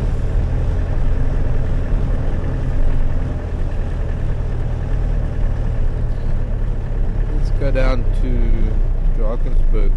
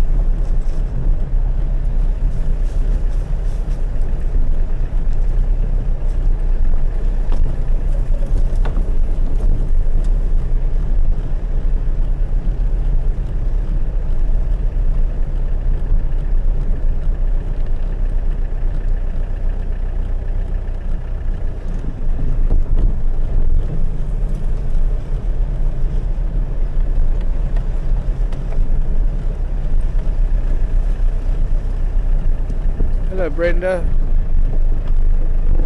He's asking something in that road and I can't get it out of here, so we're just going to have to stall. Maybe it's nothing, maybe it's just a bush. No, it's just a bush. Brenda. Okay, got to put clutch fluid in. If a large animal was bitten by a snake, what would happen to the large animal? I think, Brenda, you could pretty much say that it would die. Old lion tracks here. Okay, this will take 2 minutes. Pop some clutch fluid in the reservoir.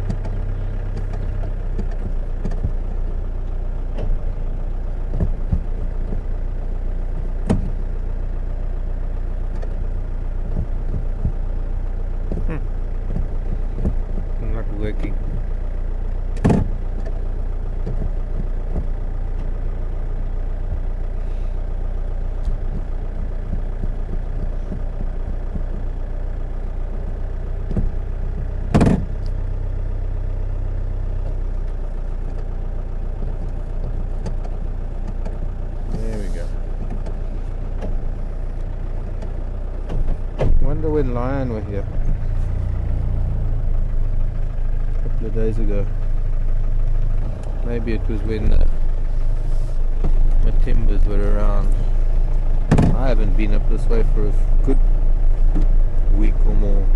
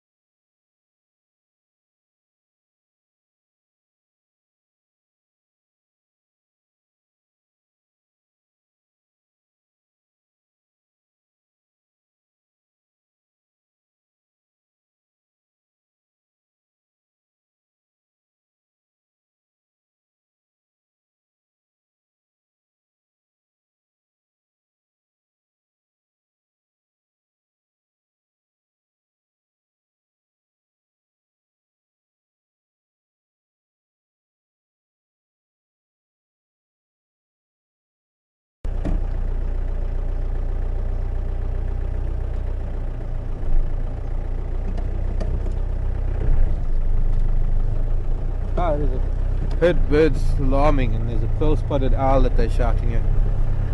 You see that?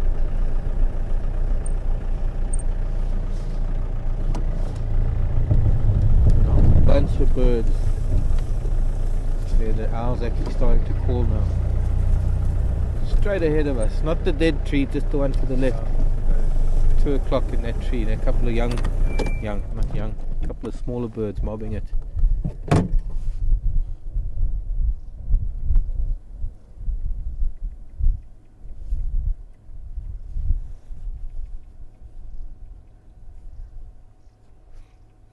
Crombecs and Battises and waxbills. Bunch of little birds, all really upset with the little owl.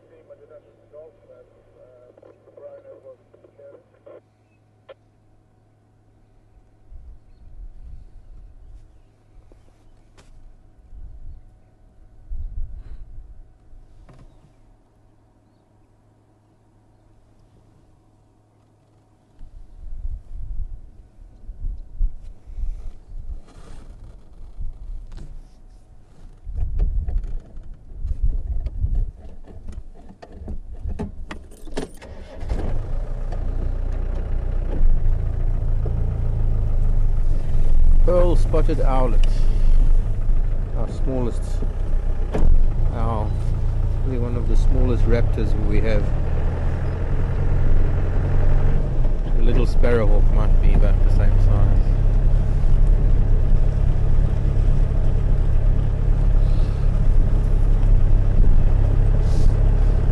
Smallest raptor I've had the pleasure of being in the company of is a pygmy falcon. They've got to be one of my favorites. Only because they're so small and they're little, they're like not even 4 inches tall.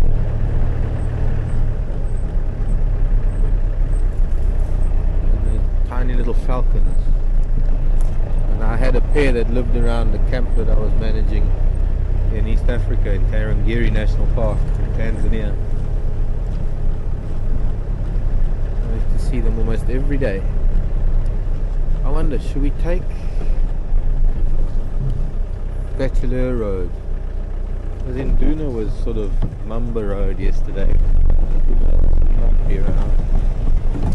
We might see where we went to. Go down Bachelor Road. Also, there used to be an old hyena den down here.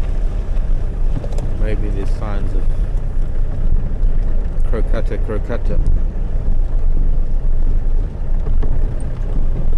Rather than Central Road.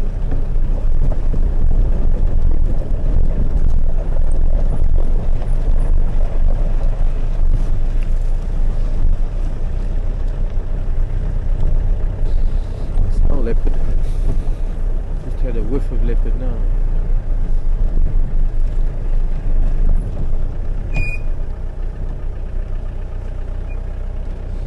No tracks though.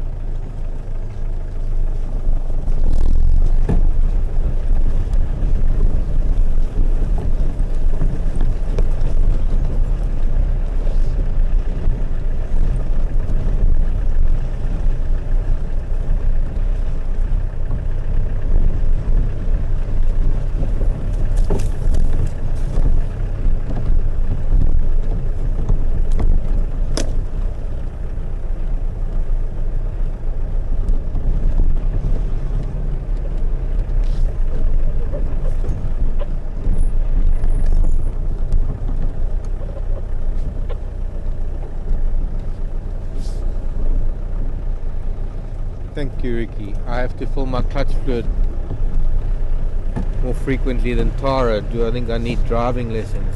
No, maybe I am heavier on the clutch. Maybe I don't know. Maybe I stopped. I don't know. I've noticed that myself. But maybe yes. Maybe I do spend more time on the clutch.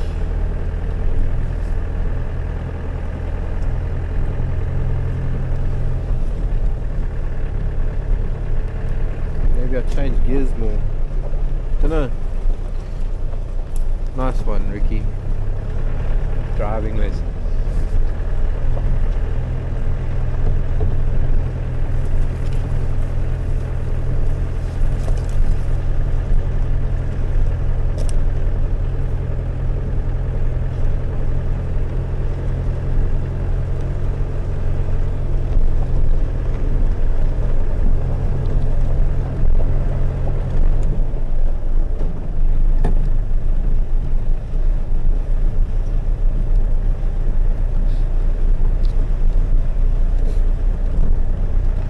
Hopefully we'll get that master cylinder sorted out by the time things change.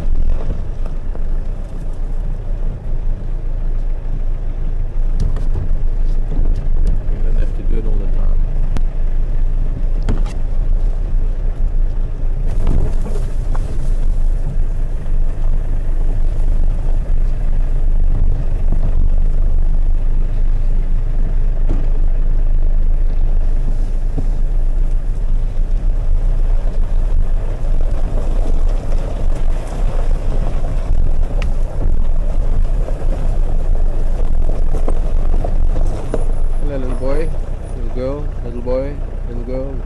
Baby.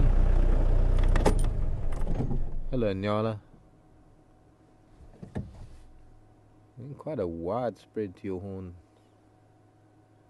Oh, there's a big boy just to my left. Big Daddy. Big Daddy, teenager, new little boy. Mom, couple of moms, couple of very young ones deep in the bush.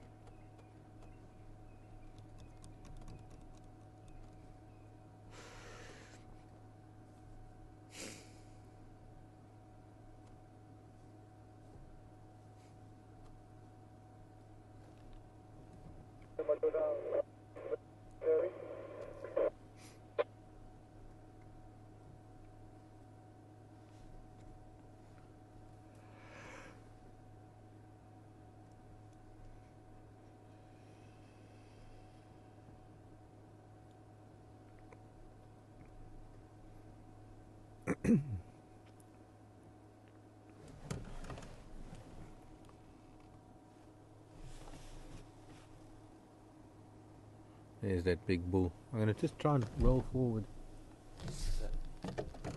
Hello, Leah. Wanting to know if we ever come across lion cubs. Yes, we do. Although it's been a little while since we've seen that magnificent animal. It's been a little while since we've seen them.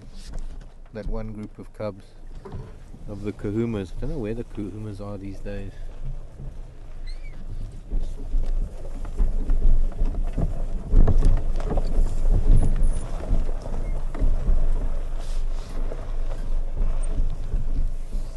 so thick here, he's almost disappeared already.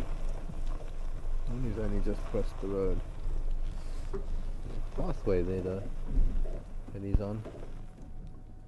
Not too difficult to move the camera to that angle.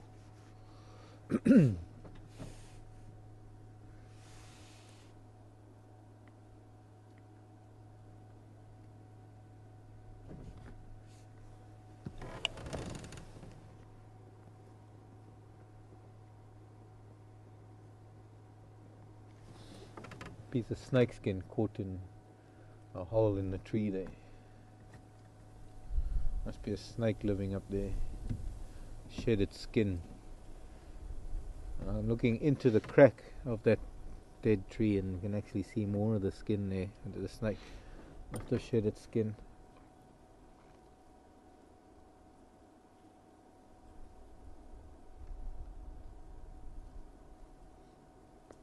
And I was looking up at that tree just to see if there were any snakes sticking their heads out of the hole. You do get that now in this cool temperature.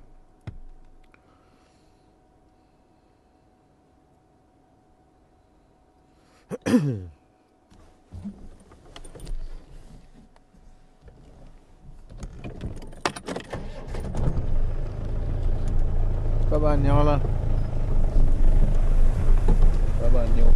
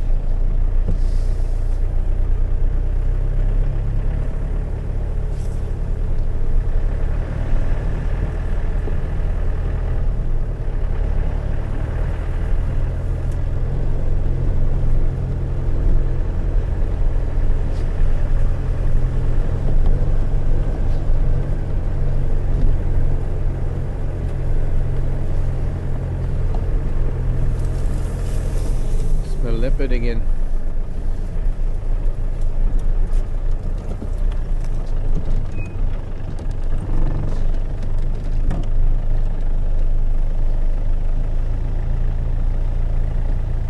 See if we can make it to Chelapan. See if maybe our friend Induna isn't lazing about at Chelapan.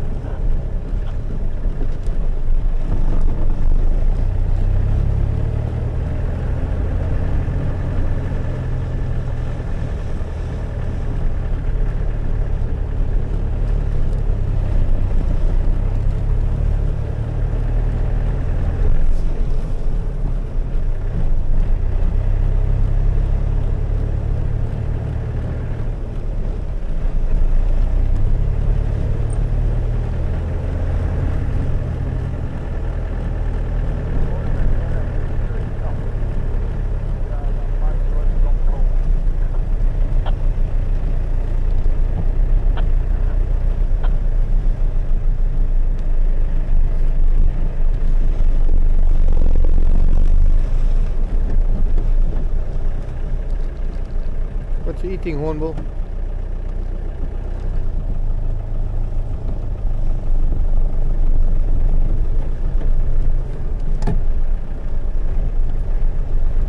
Good picker.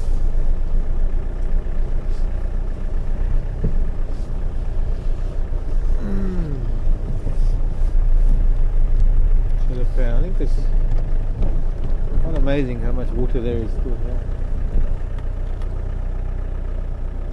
Not the cleanest, of course.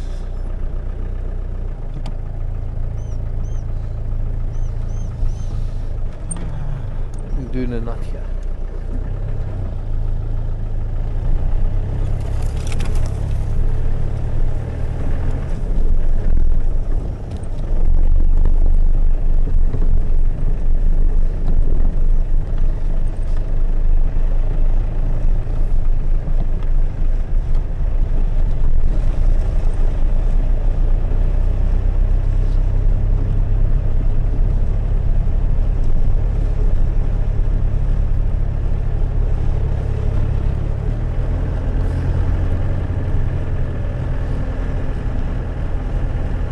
Well,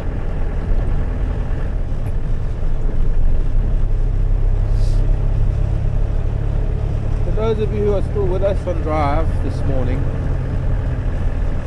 this has been the penultimate drive for Safari Television, Safari TV, Wild Earth Safari.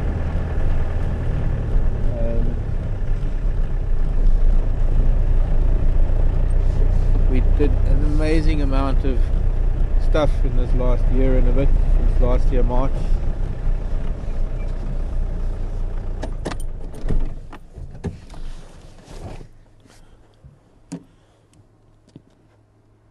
In terms of moving from SD to HD to 3D and attempting to break into that market. It's been an incredible growth period. You know, we've all learnt a lot. We've been pioneers for something that's never been done before, and it's not likely to be done again in the near future. A lot of people might be filming in 3D, but nobody has still yet managed to put a 3D camera on a live vehicle. We managed to do that for a bit. So from myself and Seb and Craig in Final Control, and all of us that have been part of Wild Earth Safari, we hope you're going to join us for the last drive this afternoon. It will be the last drive as Safari TV. And hopefully we will all see you then, from all of us. Thanks for joining us, thanks for staying up, and have a wonderful weekend. Bye-bye.